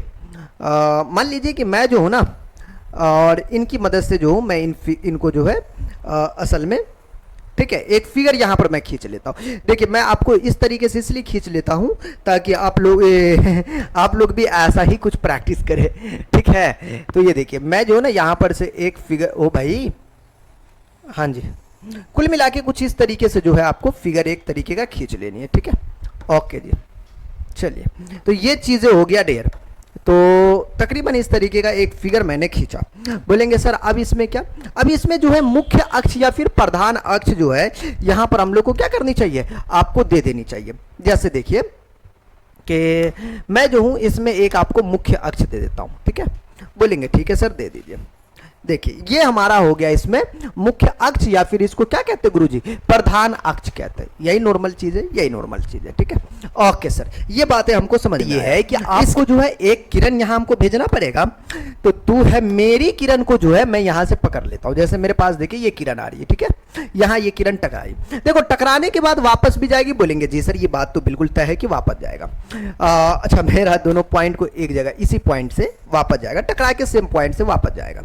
बोलेंगे ठीक है जी। अच्छा इसको दर्पण को हम बाहर की ओर अगर रस्तित कर दे तो ये अवतल दर्पण हो गया, ठीक है ना। ये रस्तित करने का ये ऐसा पेंट कर दिया बाहर की ओर, ठीक है। इसका नाम दे दिया, ये पोल है ना, मतलब ध्रुव है तो इसका नाम दे दिया पी। ये जो यहां से जो कट कर आया ये हमारा क्या हो जाएगा, एफ हो जाएगा। बोलेंगे जी सर ये बात हमको यहां तक समझ में आ रही है, आगे बताइए सर। देखिए इसके बाद मैं ये बात कर सकता हूं कि ये आपको यहां से जाएगा तो ये क्या है, और मतलब आपको जो है आपतित किरण है। बोलेंगे जी सर ये बात हमको समझ में आया। अब बीच से जो है हम एक क्या करते हैं, और एक रेखा यहां से जो आएगा इनका जो है ये असल में ये यहां से होगा, लेकिन आप देखिए यहां पर, अच्छा ये डॉट डॉट है, सही दिख रहा है, ठीक है जी, हाँ ये चीज है। तो दोस्तों यहां पर से जो है मैं इसे क्या कर सकता हूं कि वक्रता त्रिज्या के लिए ये हम इसे सी नाम दे देंगे। मतलब एक केंद्रक होगा ना जी, अगर ये होता तो इसका गोलीय दर्पण का केंद्रक होगा, तो ये हमारा केंद्रक हो गया जी। इसमें जो है इसके साथ जो एंगल बनेगा, जब इसके अंदर लंब बना है तो ये इंसिडेंट रे होगा, मतलब आपको जो है आपतन कोण, और ये आपका होगा परावर्तन कोण, है ना। किसी भी चीज में अगर कोई टकराता है और वापस जाता है तो उसके बीच वाला जो ये डॉट डॉट करके जो अभिलंब होता है इसके साथ आई और इसके साथ आर बनता है। बोलेंगे ये सर तो हमको पता है जी। तो हम उतना देर से क्या बता रहे थे, यही ना, हाँ उतना देर से जो बोल रहे थे यही बात ना बोल रहे थे। तो ये हमारा हो गया जी, आपको अभिलंब की तरह काम कर रहा है, और ये हमारा एंगल आई और एंगल आर बन गया जी, आपतित किरण। और ये जाने वाली किरण, मतलब ये परावर्तित किरण। इसका नाम कुछ दे देते, इसका नाम दे दिया मैं, इस दर्पण का नाम दे दिया आपको बी, दर्पण का नहीं इस पॉइंट का नाम दे दो बी, चलिए। और इसका नाम मैंने दे दिया ए नाम दे दिया ताकि पता चले कि अपने लड़का है। यहां तक आप लोगों को समझ में आ गया होगा। बोलेंगे जी सर ये बात समझ में आ गया। मैं यहां पर एक बात लिखूंगा इनके सॉल्यूशन में कि ये हमारा जो है एक अवतल दर्पण है। मैंने मान लिया है कि यह एक अवतल दर्पण हमने एक अवतल दर्पण मैंने एक अवतल दर्पण लिया, ठीक है, और इस दर्पण का नाम कुछ देना चाहे तो दे सकते हैं, और नहीं तो कोई दिक्कत नहीं है, दर्पण या फिर हम जो है नहीं भी देंगे तो ठीक है। एक दर्पण लिया, एक अवतल दर्पण लिया, और ये ए बी जो है दोस्तों ये आपतित करण है, ठीक है ना, लिया, जहां ए बी आपतित किरण है। ये अपने मर्जी से लिखना होता है, ठीक है, आपतित किरण है। बोलेंगे ठीक है सर, ये बात हमको समझ में आ गया कि ये ए बी जो है आपतित किरण है। बोलेंगे यहां तक एकदम क्लियरली ये बात आ, ठीक है। इसमें जो है बाकी आप चाहो तो और भी चीजें लिख सकते हो, और इसके परावर्तन के बाद मुख्य फोकस से गुजरती है, लिख ही देते हैं ये भी बात। ये थोड़ा लिखेंगे तो थोड़ा भारी भरकम लगेगा और अच्छा भी लगेगा, ठीक है ना। हाँ, आपतित किरण है, और इसके बाद जो ये आपतित किरण है परावर्तन के बाद मैं जो हूं इनको ऐसा लिख सकता हूं कि परावर्तन के बाद आगे जो लिखते हैं, परावर्तन के बाद मुख्य फोकस एफ से आप नहीं, मुख्य फोकस लिख दो ना, अच्छा लगेगा, मुख्य फोकस पर मिलती है, ठीक है। ये बात मैंने लिख दिया। बोलेंगे ठीक है जी, मुख्य फोकस पर आपको मिलती है, ओके जी, या फिर उससे आप गुजरती भी आप लिख सकते हो, ठीक है सर। अब मैं यहां से परावर्तन के नियम से चलेंगे। परावर्तन का नियम क्या कहते हैं? परावर्तन के नियम अगर आपको पता हो तो परावर्तन के नियम कहता बउआ रे, आपतन कोण और परावर्तन कोण दोनों जो है आपस में बराबर होता। एंगल आई बराबर का एंगल आर, दोस्तों कितना, एंगल आई बराबर का जो है एंगल आर, मतलब आपको जो है एंगल आई बराबर का जो है एंगल आर होता, या फिर जो है आप इसको ये बात कह सकते हो दोस्तों कि आपका जो एंगल है, मतलब आपको जो है ये ए बी सी, एक ये एंगल है, बोलेंगे ठीक है, और एक जो एंगल है आपका मान लो ये सी बी एफ, एक A B C B F, मतलब दो एंगल हमारा बन रहा है, ठीक है। तो एंगल आई का मतलब क्या हुआ? एंगल आई का मतलब हुआ angle A B C, angle C B को अंदर डाल दो ताकि दोनों का आर आपको आ जाएगा, देखो ना, है दोनों का एंगल आपको बी है, तो आई बी और आर बी है। चलो एक ही पॉइंट है, इसके लिए मैंने ये दे दिया, ये परावर्तन के नियम से इस इक्वेशन का वन नाम दे दिया जी। ये बात हमारा यहां तक आपको तय है। बोलेंगे ठीक है सर, ये बात हो गया जी। अब यहां से क्या करेंगे? अब आइए फिगर देखिए। फिगर जो कहता है दोस्तों यहां पर से कि भाई ये ऐसे गया हुआ है और ये आपको ऐसे है। बोलेंगे ठीक है सर, इसमें कोई आपत्ति नहीं है। फिर मैंने देखा ये ऐसे गया हुआ, ये ऐसे, और देखा जाए तो एक इस तरीके से भी गया हुआ। बोलेंगे सर ये बात हमको समझ में नहीं आया। देखो अगर आपको ये पता होगा कि अगर कोई ऐसे जाता, ऐसे जाता, ऐसे जाता, तो ये एंगल आपस में बराबर होता है। अगर देखा जाए दोस्तों तो ये वाला जो एंगल है हमारे पास है ना, देखो ना ये एंगल, और इधर से देखा जाए पूरा ये वाला पार्ट, इसके लिए तो ये एंगल दोनों बराबर होगा। ये आई है तो ये भी आई है। मैंने एकांतर कोण की मदद से ये बात लिख दिया जी। कुल मिला के जो है दोस्तों कि एंगल ए बी सी, और क्या हो जाएगा एंगल आपको जो है ये बी सी एफ, ये point angle A B C F, A B C F, ठीक है। एंगल ए बी सी बराबर का एंगल बी सी एफ, ठीक है, दोनों का एफ, मतलब ये आपको एकांतर की वजह से बराबर है। एकांतर कोण की वजह से जो है दोस्त ये बराबर है, ठीक है, एकांतर कोण है इसके लिए। फाइनली देखो ये एकांतर कोण हो गया, तो मैं ये बात कह सकता हूं कि ये जो ABC है और ये ABC है दोनों एक ही वैल्यू है। अगर कोई बच्चा बोला कि सर इस ABC का जवाब जो वैल्यू है इसके जगह पर डाल दो जी, तो मैंने इसके जगह पे लिख दिया, तो एंगल BCF बराबर कह सकते हो कि ये एंगल आपका CBF। कैसे हुआ? अगर इसे दो नाम दो तो आप जो है समीकरण 1 और 2 से ये बात लिख सकते हो, ठीक है, 1 और 2 से ये बात मैंने यहां से लिख दिया। अब देखा मैंने कि जो हमारा एंगल BCF और CBF क्या है, तो बोलेंगे सर जी एंगल CBF, CBF, BCF इसी के अंदर है। देखो ना CBF BCF एक ही है। अगर देखा जाए तो ये वाला एंगल और इधर का ये वाला एंगल आपस में जो है, पहली बात तो मैं इनको बराबर आपको कह सकता हूं। मतलब क्या, ये आपका जो है बी एफ दोनों त्रिभुज के लिए, ये बी एफ जो है सी एफ के बराबर कर सकता हूं जब दोनों, अब तो यहां पर आसानी से बोल सकता हूं कि भाई त्रिभुज बी सी एफ जो है हमारा समद्विबाहु त्रिभुज है जी, है ना। त्रिभुज बी सी एफ, मतलब मैं यहां पर लिखूं त्रिभुज बी सी एफ एक समद्विबाहु त्रिभुज है। बोलेंगे ठीक है दोस्तों कि त्रिभुज एबीसीपी आपको समद्विबाहु त्रिभुज है। अतः अगर मैंने ये बात लिख दिया तो फुल्ली एक बात जो है मैंने यहां से कह सकता हूं कि भाई इसका जो है ये बी एफ और इसका जो सी एफ है दोनों क्या है, आपस में आपको बराबर है दोस्तों। मतलब आपको जो है इसका बी एफ जो है इसके सी एफ के बराबर है। इसे हम समीकरण का, अच्छा उसको 2 नाम दिए थे तो इसको समीकरण का 3 नाम दे देते हैं, ठीक है, ओके जी। और मैं यहां पर एक बात लिखता हूं, यदि मैं यहां पर प्यारा सा बात लिखता हूं कि यदि इस b को जो है p के निकट लाया जाए, या फिर मैं कहता हूं कि ये b जो है ना p के बहुत निकट है, बहुत ज्यादा निकट है, बहुत ज्यादा, ठीक। अगर मैं यहां पर ऐसे दिखा दूं कि ये हमारा f पॉइंट है, ये हमारा b है, ये b और p, मान लो ये इसके जस्ट निकट है, मतलब नजदीक है, तो मतलब ये आपका जो bf है क्या होगा, इस pf के बराबर हो जाएगा। कुल मिला के देखा जाए तो ये बुतनी का पहले यहां था तो अब यहां पर आ जाएगा, इसी पॉइंट पर आ जाएगा, यही ना ये चीज है। तो हम यहां से अगर b को p के बहुत निकट कहते हैं तो bf बराबर का आप pf कह सकते हो। चलिए सर अब बताइए क्या कीजिएगा, कुछ नहीं, यहां पर जो है यदि b p के बहुत निकट है तो bf बराबर का pf हो जाएगा लगभग। समीकरण का 4 नाम दे दिया जी।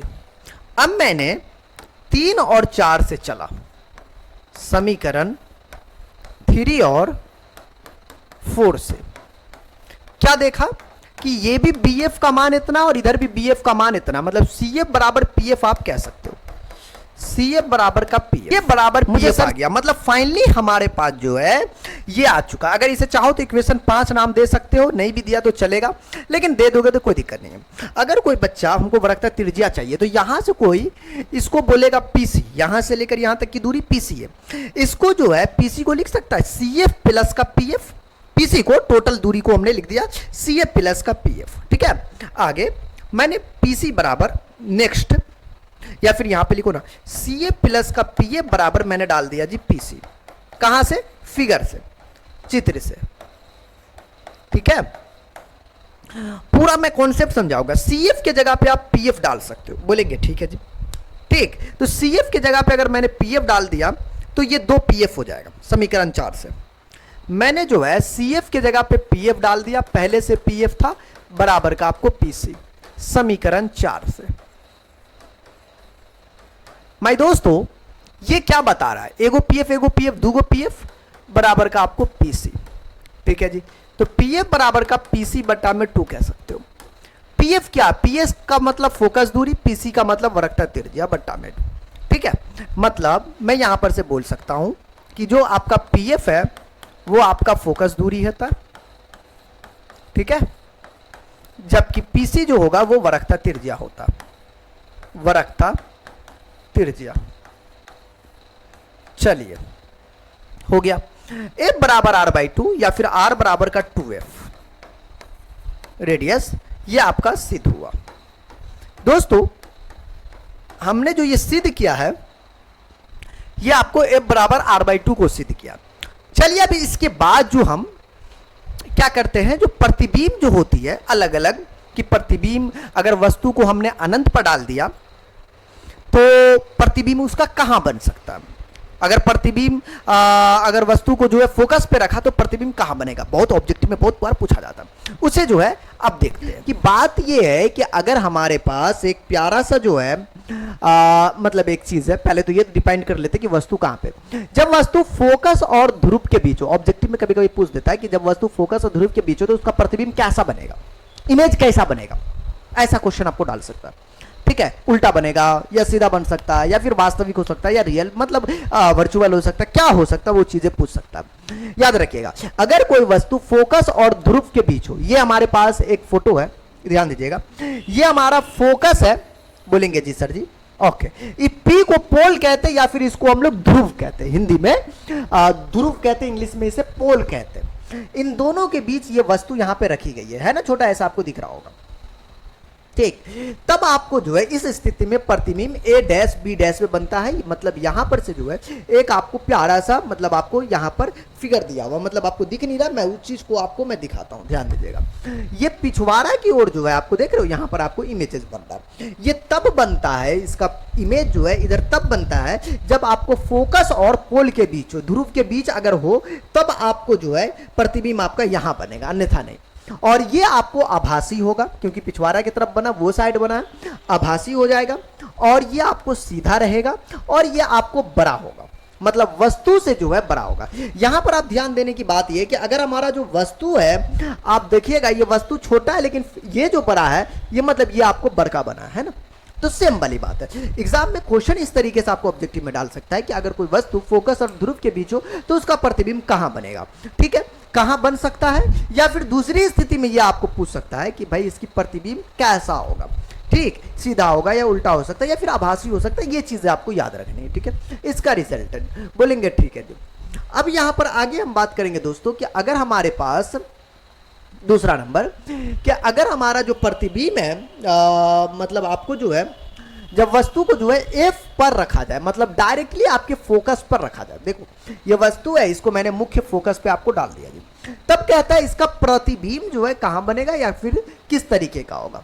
तो कहता है जब वस्तु आपको एफ पर रखा जाए तो आप याद रखिएगा प्रतिबिंब आपका अनंत पर बनेगा। अनंत का मतलब समझ रहे हो, पता ही नहीं कहां बनेगा, अनंत है, अरे कभी खत्म नहीं होगा जी, तो अनंत पर प्रतिबिंब बन रहा था, समझ रहे हो, बड़ा लंबा दूरी है, बोलेंगे ठीक है सर, अनंत पर बनता है। प्रतिबिंब के कुछ इसके कुछ गुण, मतलब इसके जो बनेगा तो ये कैसा होगा, ये आपको रियल होगा, मतलब वास्तविक होगा, और ये इसके उल्टा बनेगा। ये आपका इमेज अगर ऐसे है तो ये आपको नीचे की ओर आ जाएगा, उल्टा होगा, उल्टा होगा, और ये बहुत ज्यादा बड़ा होगा।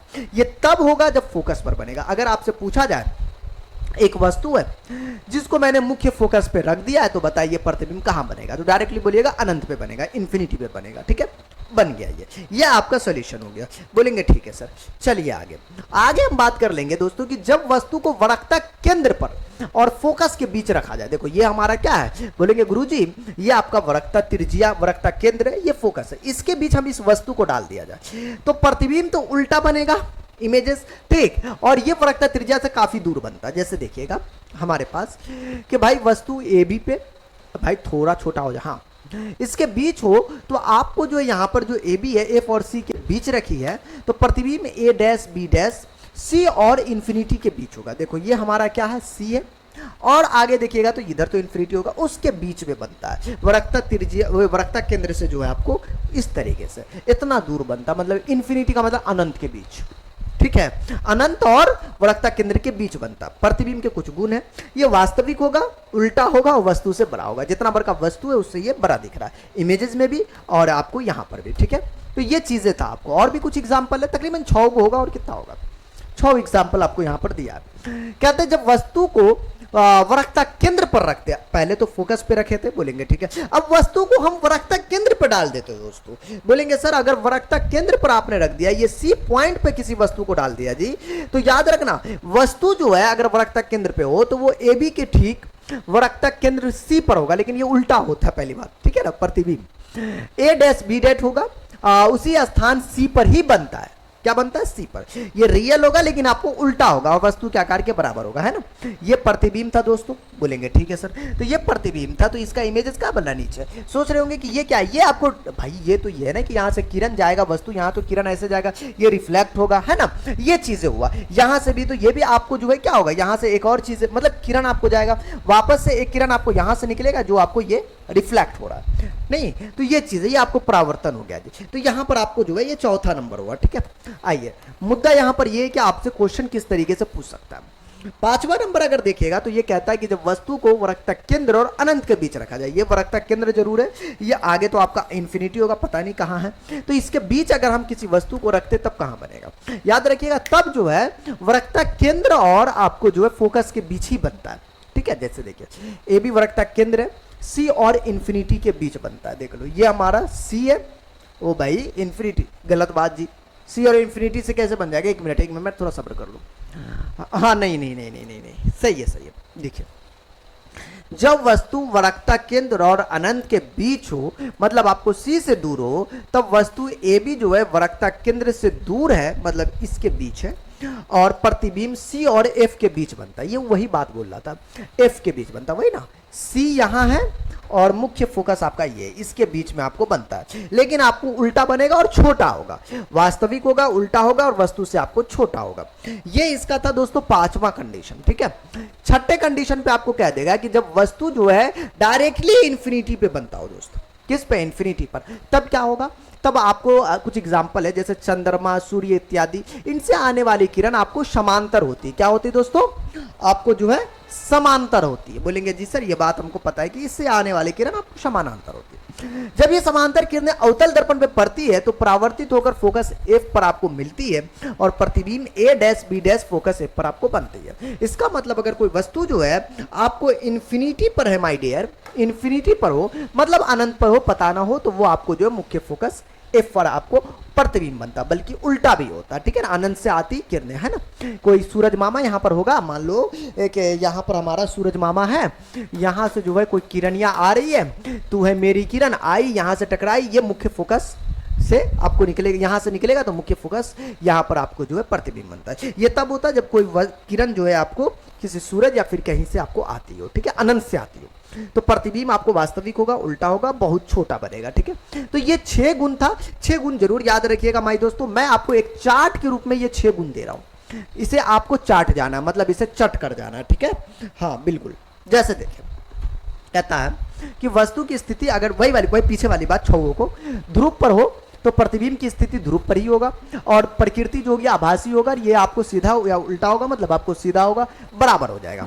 P और F के बीच अगर कोई आपको वस्तु रखी तो दर्पण के पीछे बनेगा, आभासी होगा, सीधा होगा। मुख्य फोकस F पर, और ये आपको जो है ये आपको ज्यादा पूछा जाता है जनरली। अगर आपको मुख्य फोकस एफ पर हो तो अनंत पर प्रतिबिंब की स्थिति होगी, ये वास्तविक होगा, उल्टा होगा और बहुत बड़ा होगा। अगर आपको केंद्र पर वक्रता केंद्र पर रखा हो तो आपको वक्रता केंद्र पर बनेगा, वास्तविक होगा, उल्टा होगा।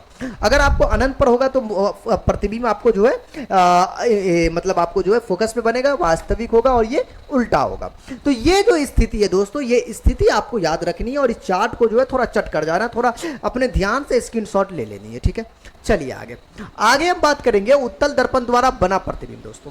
अब देखिए उत्तल दर्पण के द्वारा बना प्रतिबिंब की कुछ बातें हम यहाँ पे कर लेते हैं, जैसे ध्यान दीजिएगा।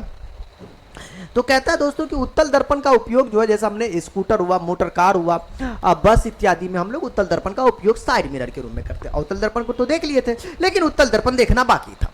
जैसे देखिएगा कि हम जो है इसका क्यों करते उपयोग, कहते हैं वे जो है किसी वस्तु को हमेशा सीधा प्रतिबिंब बनाता है, वह जो है छोटा होता है, इनका दृष्टि क्षेत्र क्या होता है, आपको बड़ा होता है, क्योंकि ये बाहर की ओर आपको वक्रित होते हैं, ये बात है, इसलिए हम लोग इसका इस्तेमाल करते हैं। अब जैसे देखिएगा कि माय डियर आपको जो है ये गाड़ी है, बोलेंगे जी सर जी ये गाड़ी हमको भी दिख रहा, आपको भी दिख रहा। ये गाड़ी के देखिएगा कि ये जो साइड मिरर के रूप में, किसके मिरर के रूप में, साइड मिरर के रूप में जो है आपको इस्तेमाल करते हैं। तो पिछल की बड़की गाड़ी है, लेकिन ये छोटकर करके दिखाएगा, पीछे से जो है ना बड़ा ट्रक आता रहेगा, ये जो है ना ट्रक को थोड़ा अपनी आकृति से छोटा कर देगा।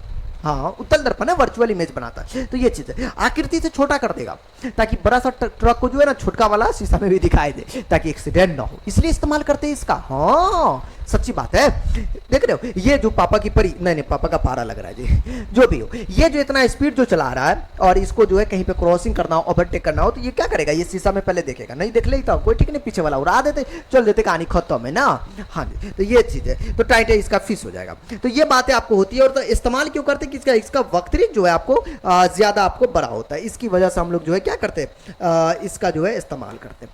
चलिए आगे कुछ बात करते हैं। इसमें कहते हैं समतल दर्पण की तुलना में जो है उत्तल दर्पण वाहन चालक अपने पीछे की बहुत बड़े क्षेत्र को भी आपको देख पाता। मैंने ट्रक का एग्जांपल लिया और ट्रक से याद रखिएगा ये वर्चुअल इमेज बनाता है, मतलब आभासी प्रतिबिंब बनाता है। यहाँ पे कुछ स्थिति आपको जो है उत्तल दर्पण से बनने वाले प्रतिबिंब की, जैसे देखिए अगर वस्तु जो है हमारे पास, वस्तु की स्थिति अगर ध्रुव पर हो तो ये आपको ध्रुव पर ही इसका प्रतिबिंब बनेगा, इमेज बनेगा, आभासी होगा, सीधा होगा, बराबर होगा। ठीक है, ये तो आभासी इमेज बनाता है, तो उसमें हम क्या बोले, ध्रुव और अनंत के बीच होगा तो आपको जो है मुख्य फोकस और ध्रुव के बीच पीछे बनेगा, और ये आपको आभासी तो होना ही है। अनंत पर होगा तो ये आपको मुख्य फोकस से पर होगा, आभासी होगा, सब तो सीधा ही होगा, तो कोई दिक्कत है नहीं, सीधा बनेगा। तो ये आपको जो इनकी भी तीन जो कंडीशन था, तो इनको भी आप याद रख सकते हो। ऑब्जेक्टिव में इस तरीके का दे सकता है। मुख्य बात दोस्तों ये है कि आप चिह्न परिपाटी की हम बात करेंगे। बोलेंगे गुरुजी बताइए क्या मसला है इसका। देखिए इस चिह्न परिपाटी को मैं आपको इसलिए समझा रहा हूं ताकि अगर आप ये चीज समझ जाते हो तो आपको बहुत ज्यादा फायदा होने वाला है। प्लस माइनस का चक्कर समझ में आ जाएगा कि वस्तु दूरी निगेटिव हो सकता है, कौन प्रतिबिंब कौन क्या होगा, ये चक्कर समझ में आ जाएगा। ये मैथमेटिक्स है। बोलेंगे गुरु कैसा मैथमेटिक्स है? मैथमेटिक्स ये है कि भाई अगर हमारे पास ये आपको जो है क्या हुआ, बोलेंगे सर एक्स अक्ष, अरे भाई वाई अक्ष होता है, ये आपका एक्स अक्ष है, ये वाई अक्ष हुआ, ये आपका वाई अक्ष है, ये आपका एक्स अक्ष है। तो इस बात को याद रखिएगा। अगर हमारे पास कोई दर्पण है, ये मैंने ऐसे खींचा तो ये आपका, ये जो है ना ये आपका वाई अक्ष समझिए, ठीक है। तो ये अगर इस साइड जाता है तो आपका जो है क्या होता है, इधर, इधर देखिए, इधर जाता है तो क्या होता, बोलेंगे सर पॉजिटिव होता, इधर जाता है तो क्या होता, नेगेटिव, मतलब ये आपका नेगेटिव होगा और इधर जाएगा तो आपका पॉजिटिव होगा, ठीक है। मतलब आपका जो फोकस अगर इधर है, फोकस इधर है, ये आपका P है, तो P से F की दूरी जो फोकस होगा ये आपका नेगेटिव हो जाएगा, माइनस का F हो जाएगा, ठीक है। यही बात कहना मेरे को। तो क्योंकि ये मूल बिंदु होता है, ये आपका पोल होता, इस साइड गया तो पॉजिटिव, इस साइड गया तो आपको नेगेटिव होता है, ठीक है।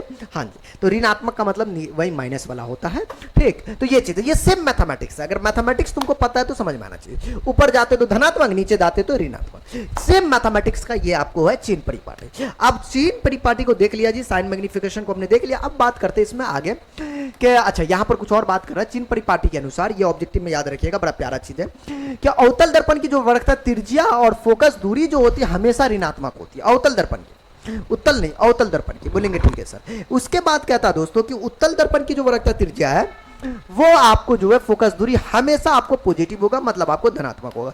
इसे ऑब्जेक्टिव पे ऐसा याद रखिएगा जैसे कि आप पड़ोसन का नाम याद रखते हैं, ठीक है ना। हाँ जी, तो इस तरीके से आपको याद रखनी, वरना आपकी अपने वाली की कसम बहुत दिक्कत हो जाएगा आपके एग्जाम में। चलिए ये बात हमको यहाँ पे समझ में आ गया दोस्तों। अब आगे हम लोग इसमें बात करते हैं कि अब जो है किसी गोलीय दर्पण के लिए जो है माय डियर आपको छोटी सी बात है, ठीक है। हाँ ये इसलिए जरूरी नहीं है, इसलिए जरूरी है कि वैसे तो यार अभी क्या बोलते हैं, मिरर फार्मूला प्रूफ करेंगे तो फिर हो ही जाएगा, काम तो होगा ही। तो पहले देख लेते हैं इसको, किसी गोलीय दर्पण की बात करते हैं इनके लिए। तो दोस्तों यहां पर जो है बात ये कि अगर हमारे पास, ठीक ध्यान, पहला नंबर, अगर कोई वस्तु ध्रुव P से वस्तु O की दूरी PO है, उस वस्तु दूरी बीम से दूरी कहा जाता है, तो इसे संकेत आपको U से लिखते हैं। कुल मिला के हम इतना कुछ ना बोलबो बवार, समझे ना। वस्तु दूरी को हम लोग U से डिनोट करते हैं, कुछ नहीं, वस्तु दूरी को U से डिनोट करेंगे, प्रतिबिंब दूरी को B से डिनोट करेंगे। बस इस बात को ख्याल रखना, ठीक है। ये बहुत बड़ा किताबी भाषा में दिया हुआ, बाकी कुछ नहीं है। अगर कोई फोकस दूरी उसको F से आपको डिनोट करेंगे, ठीक है। अगर P से दर्पण की वक्रता त्रिज्या केंद्र से C की दूरी को PC, उसको हम लोग त्रिज्या मतलब R से डिनोट करेंगे, मतलब आपको वक्रता त्रिज्या को R से डिनोट करेंगे। बोलेंगे ठीक है सर, हमको समझ में आया। ये बात नहीं समझ में आया तो अभी हम क्वेश्चन सॉल्व करेंगे, तो फिर ढिंकच का करेंगे ना जी, फिर तो समझिए में आ जाएगा।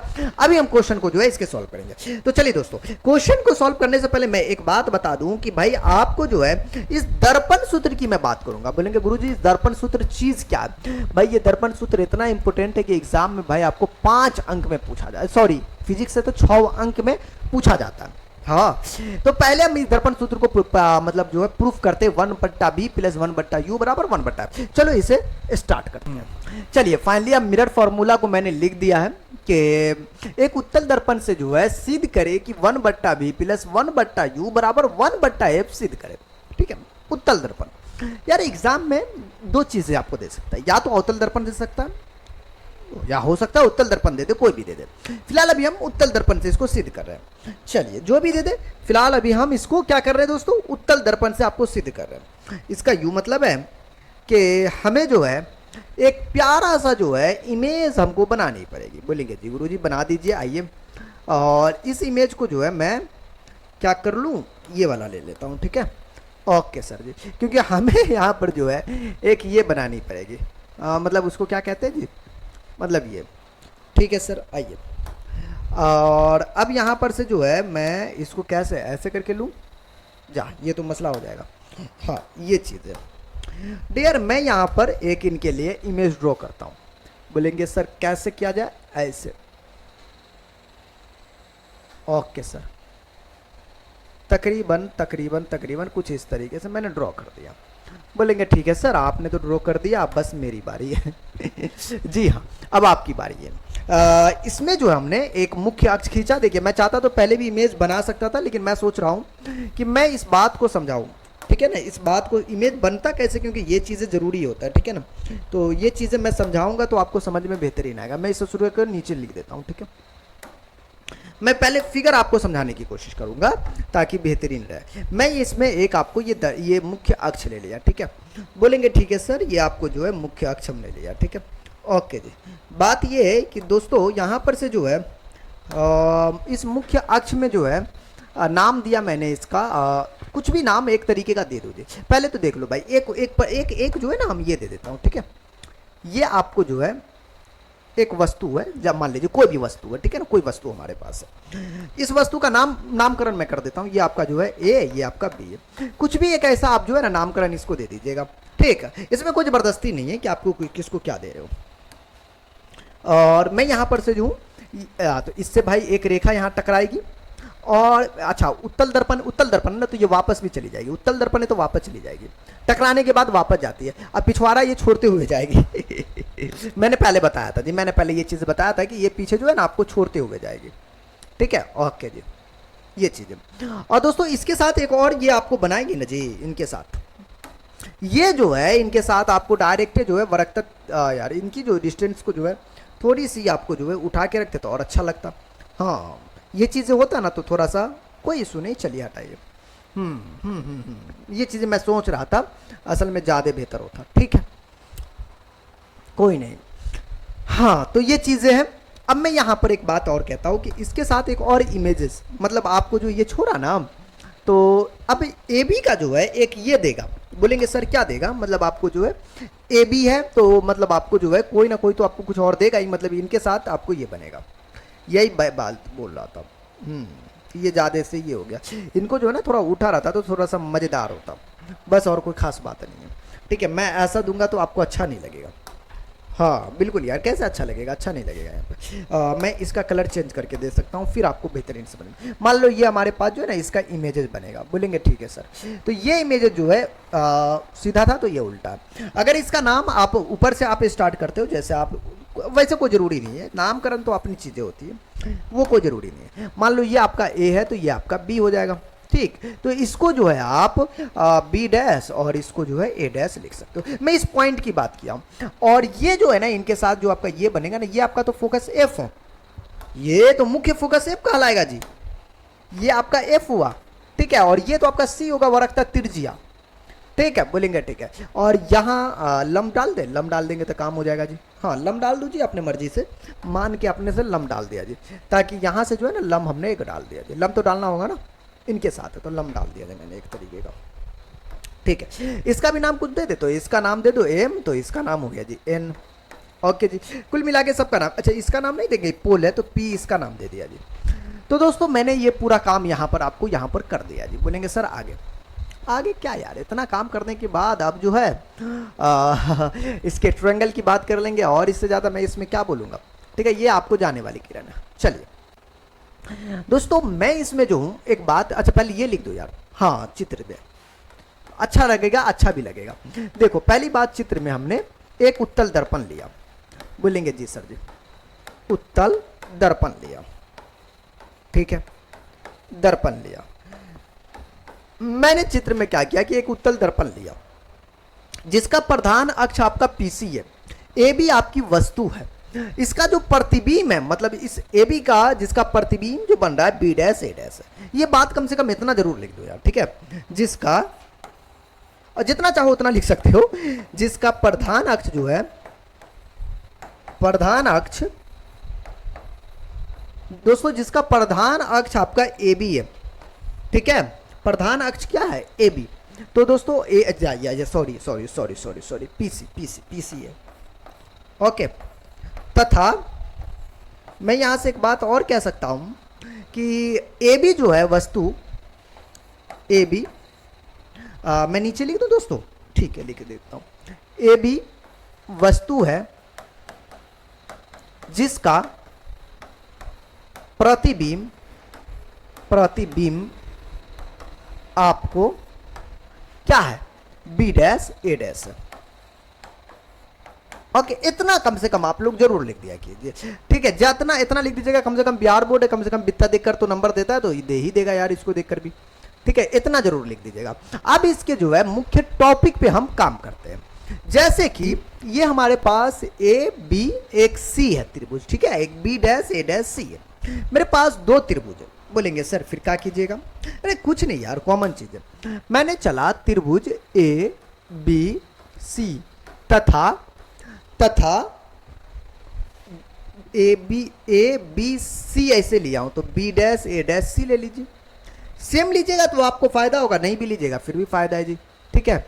तो तथा B dash A dash B dash A dash C, B dash A dash C में दोस्तों मैंने ये बात लिखने से क्या फायदा होगा कि मैं जो हूं आपको एक त्रिभुज लिया था जो कुछ इस तरीके से दिख रहा था, इसका नाम ABC था।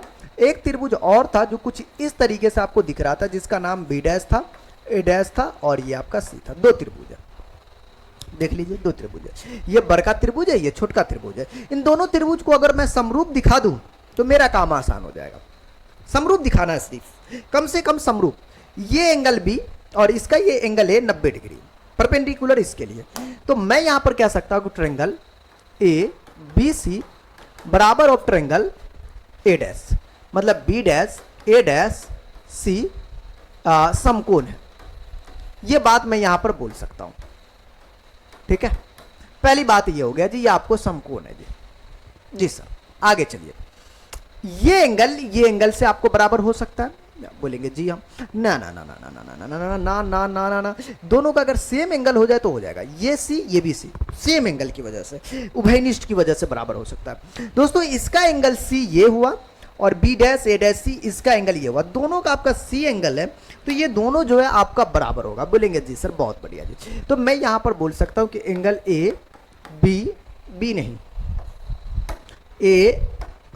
ए सी बी बराबर होगा ट्रायंगल बी डैश सी ए डैश, बी डैश सी ए डैश, ठीक है, बी डैश सी ए डैश।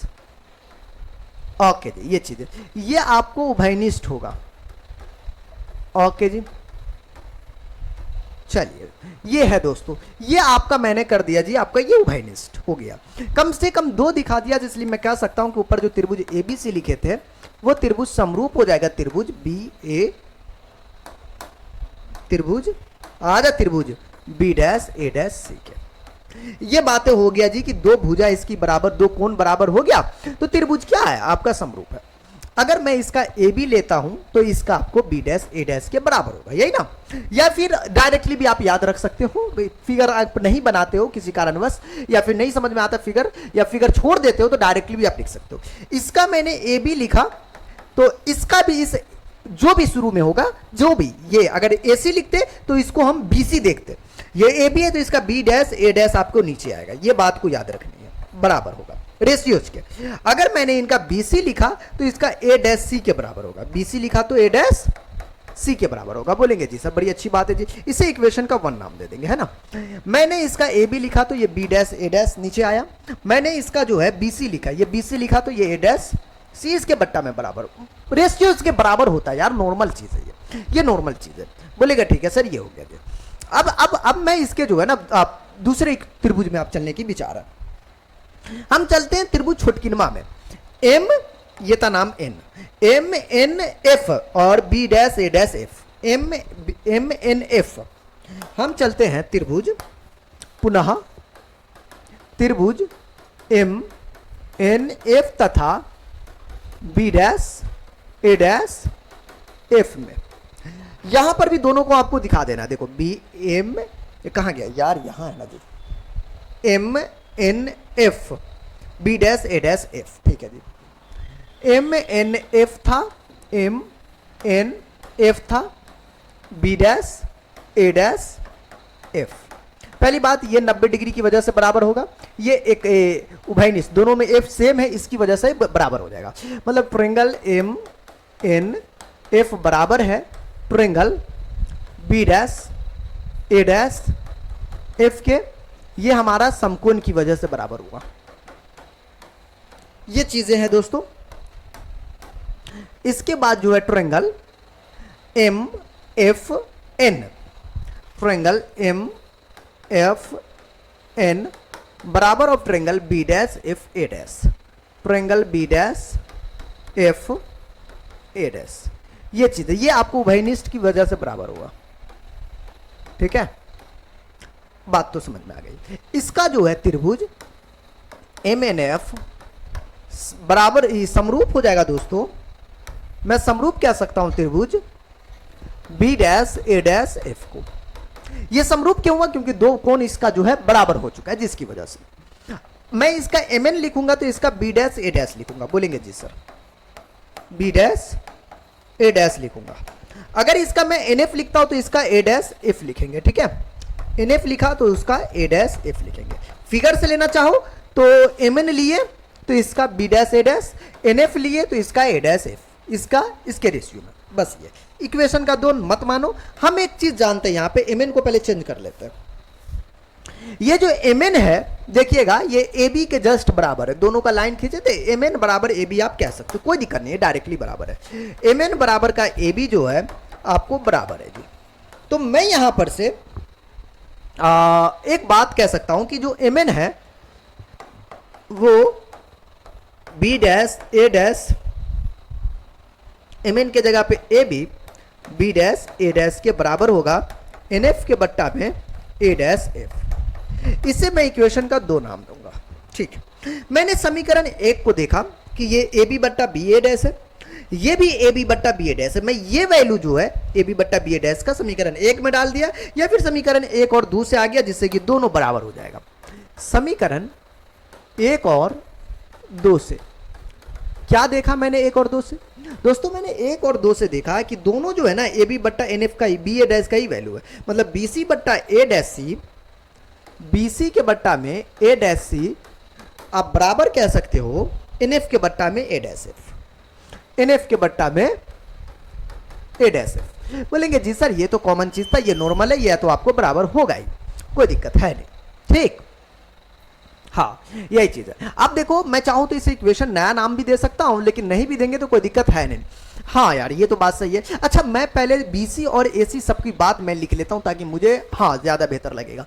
पहली बात, वस्तु दूरी का मैं यहां पे नाम दे देता हूं। वस्तु दूरी क्या होता है? ठीक है, प्रतिबिंब दूरी क्या होता है? प्रतिबिंब दूरी। ठीक, फोकस दूरी की बात कर लेंगे, फोकस दूरी साइन कन्वर्जन से। वक्रता त्रिज्या की बात कर लेंगे, वक्रता त्रिज्या।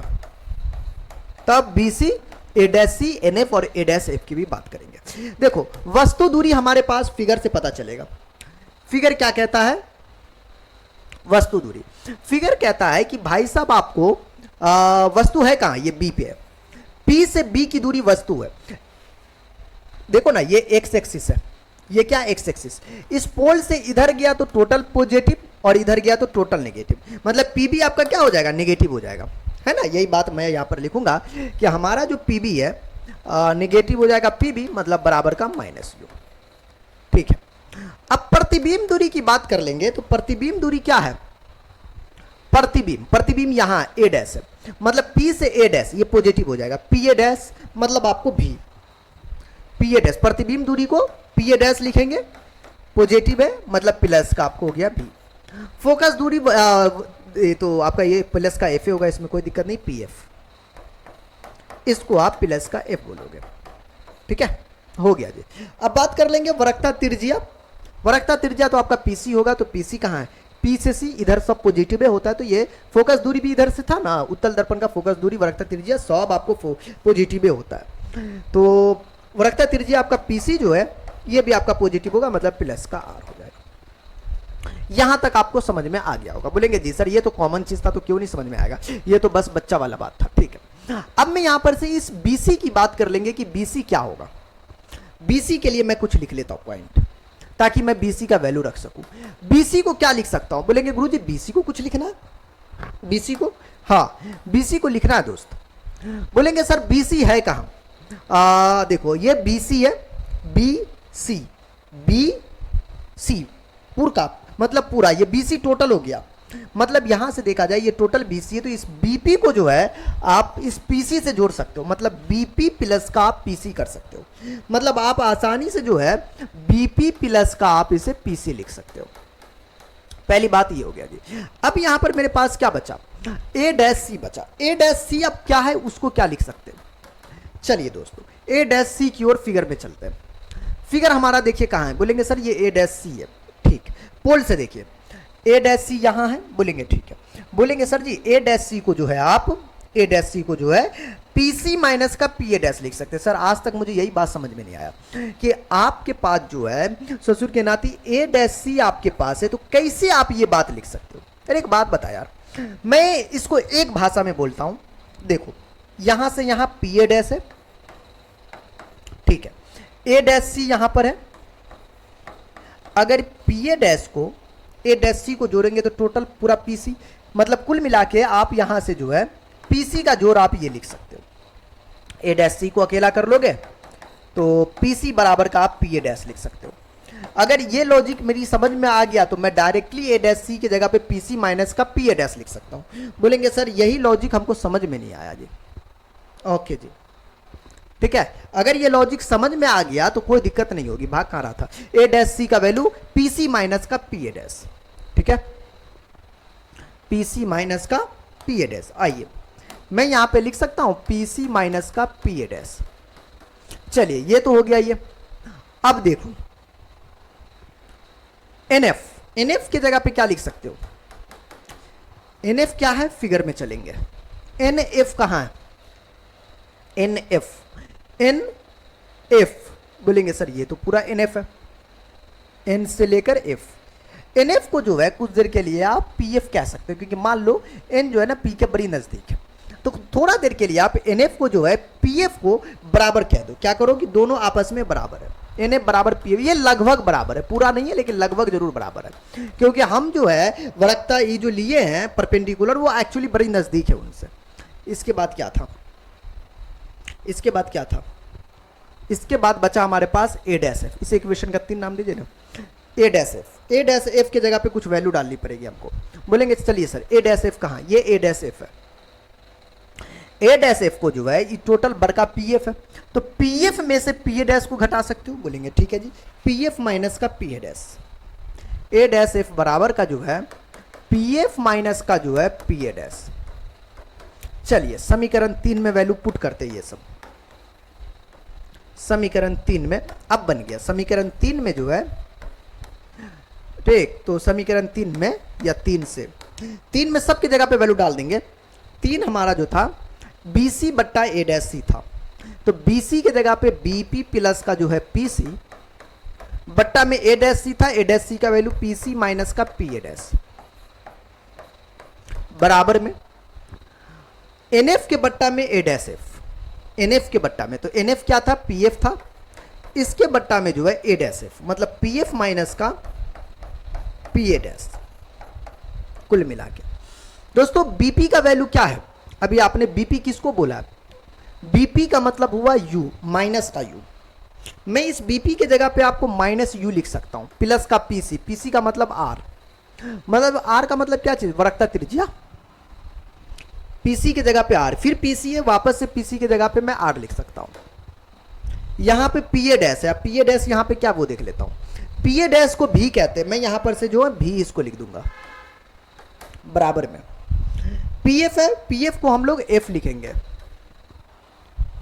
पीएफ माइनस का पी ए डैश है, तो पीएफ को क्या लिखेंगे, एफ माइनस का जो है ये दोनों सेम है तो भी हो जाएगा। देखो ना क्या था, देखो ना क्या था, अरे आ जा इधर, हाँ देख रहे हो पी ए डैश क्या था, भी था, इसकी वजह से कुछ और ना समझे आप, मुझे आपको बताना पड़ता है ये चीज़ है। अब मैं इसको क्रॉस गुना कर लूंगा तो माइनस यू, आप चाहो तो जैसे भी गुना कर लो, मुझे उससे कोई दिक्कत उक्कत है नहीं, ठीक है ना। हाँ, या फिर आर की जगह पे आप 2f भी आप डायरेक्टली भी आप इस्तेमाल कर सकते हो, ठीक है। हाँ यार, ये भी चीज़ है, माइनस यू प्लस का आर के जगह पे आपको 2f आप डायरेक्ट भी कर सकते हो, ऐसा कोई सिचुएशन नहीं है कि भाई हम नहीं लिख सकते, ठीक है। इस भी आर की जगह पे आर, यार मैं बता तो दूं पहले मास्टर साहब, आर बराबर एफ बराबर जो होता आर बट्टा 2 होता, ठीक है। ओके जी, ये चीज़ें होता।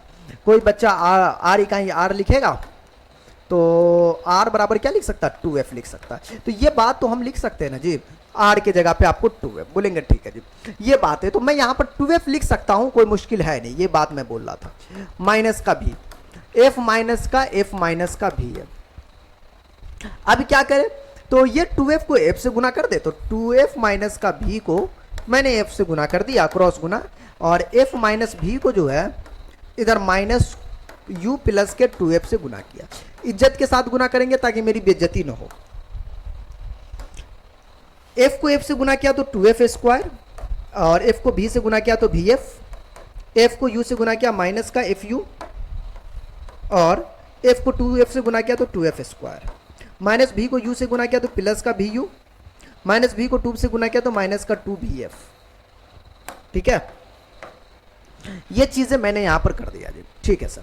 आइए 2f स्क्वायर अगर इधर लाइएगा तो ये कटेगा, इसको इधर लाइएगा तो ये कटेगा, ठीक है। इधर माइनस का भी बचा है। अरे एक काम करो ना, मुझे तो ये चाहिए, हाँ यार ये चाहिए, तो फिर ठीक है जी। आइए दोस्तों,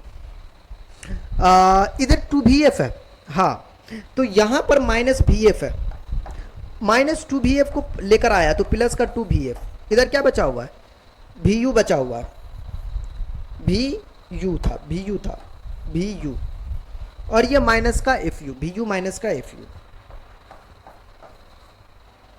चलिए आगे, तो 2 vf में से एक vf बचा तो एक vf इधर बच गया बराबर का, और इधर का ये क्या था, fu था, तो vu माइनस का fu इधर बचा हुआ, vu माइनस का fu। मैं क्या करता हूं, fu को अपने पास ले आता हूं, तो fu बराबर ये vu रहेगा, और यार ये तो एक काम करते हैं, vf को अपने पास रखो, fu को अपने पास लाओ, तो इधर बच गया vu। u और v में देखो फर्क है हमारे, दोनों तरफ u vf से भाग देने पर, चलो भाग देते हैं। अगर u vf से भाग दिया तो vf के जगह पे जो है u vf, fu के बट्टा में जो है u vf, u vf, vu के बट्टा में जो है u vf।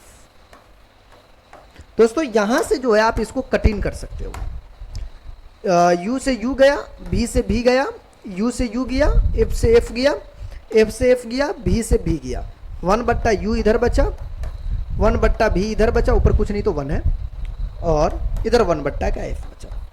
ये 1 बट्टा v प्लस का 1 बट्टा u, यही तो हमें सिद्ध करना था, लास्ट में लिखिए सिद्ध हुआ। दोस्तों ये जो क्वेश्चन था आप इसको कह सकते हो कि बहुत ज़्यादा प्यारा था, ठीक है। अगर इसको कुछ और में चेंजिंग करके लिख सकते थे तो इस f के जगह पे r/2 लिखते तो ये 2 बट्टा r भी आप लिख सकते हो, ठीक है।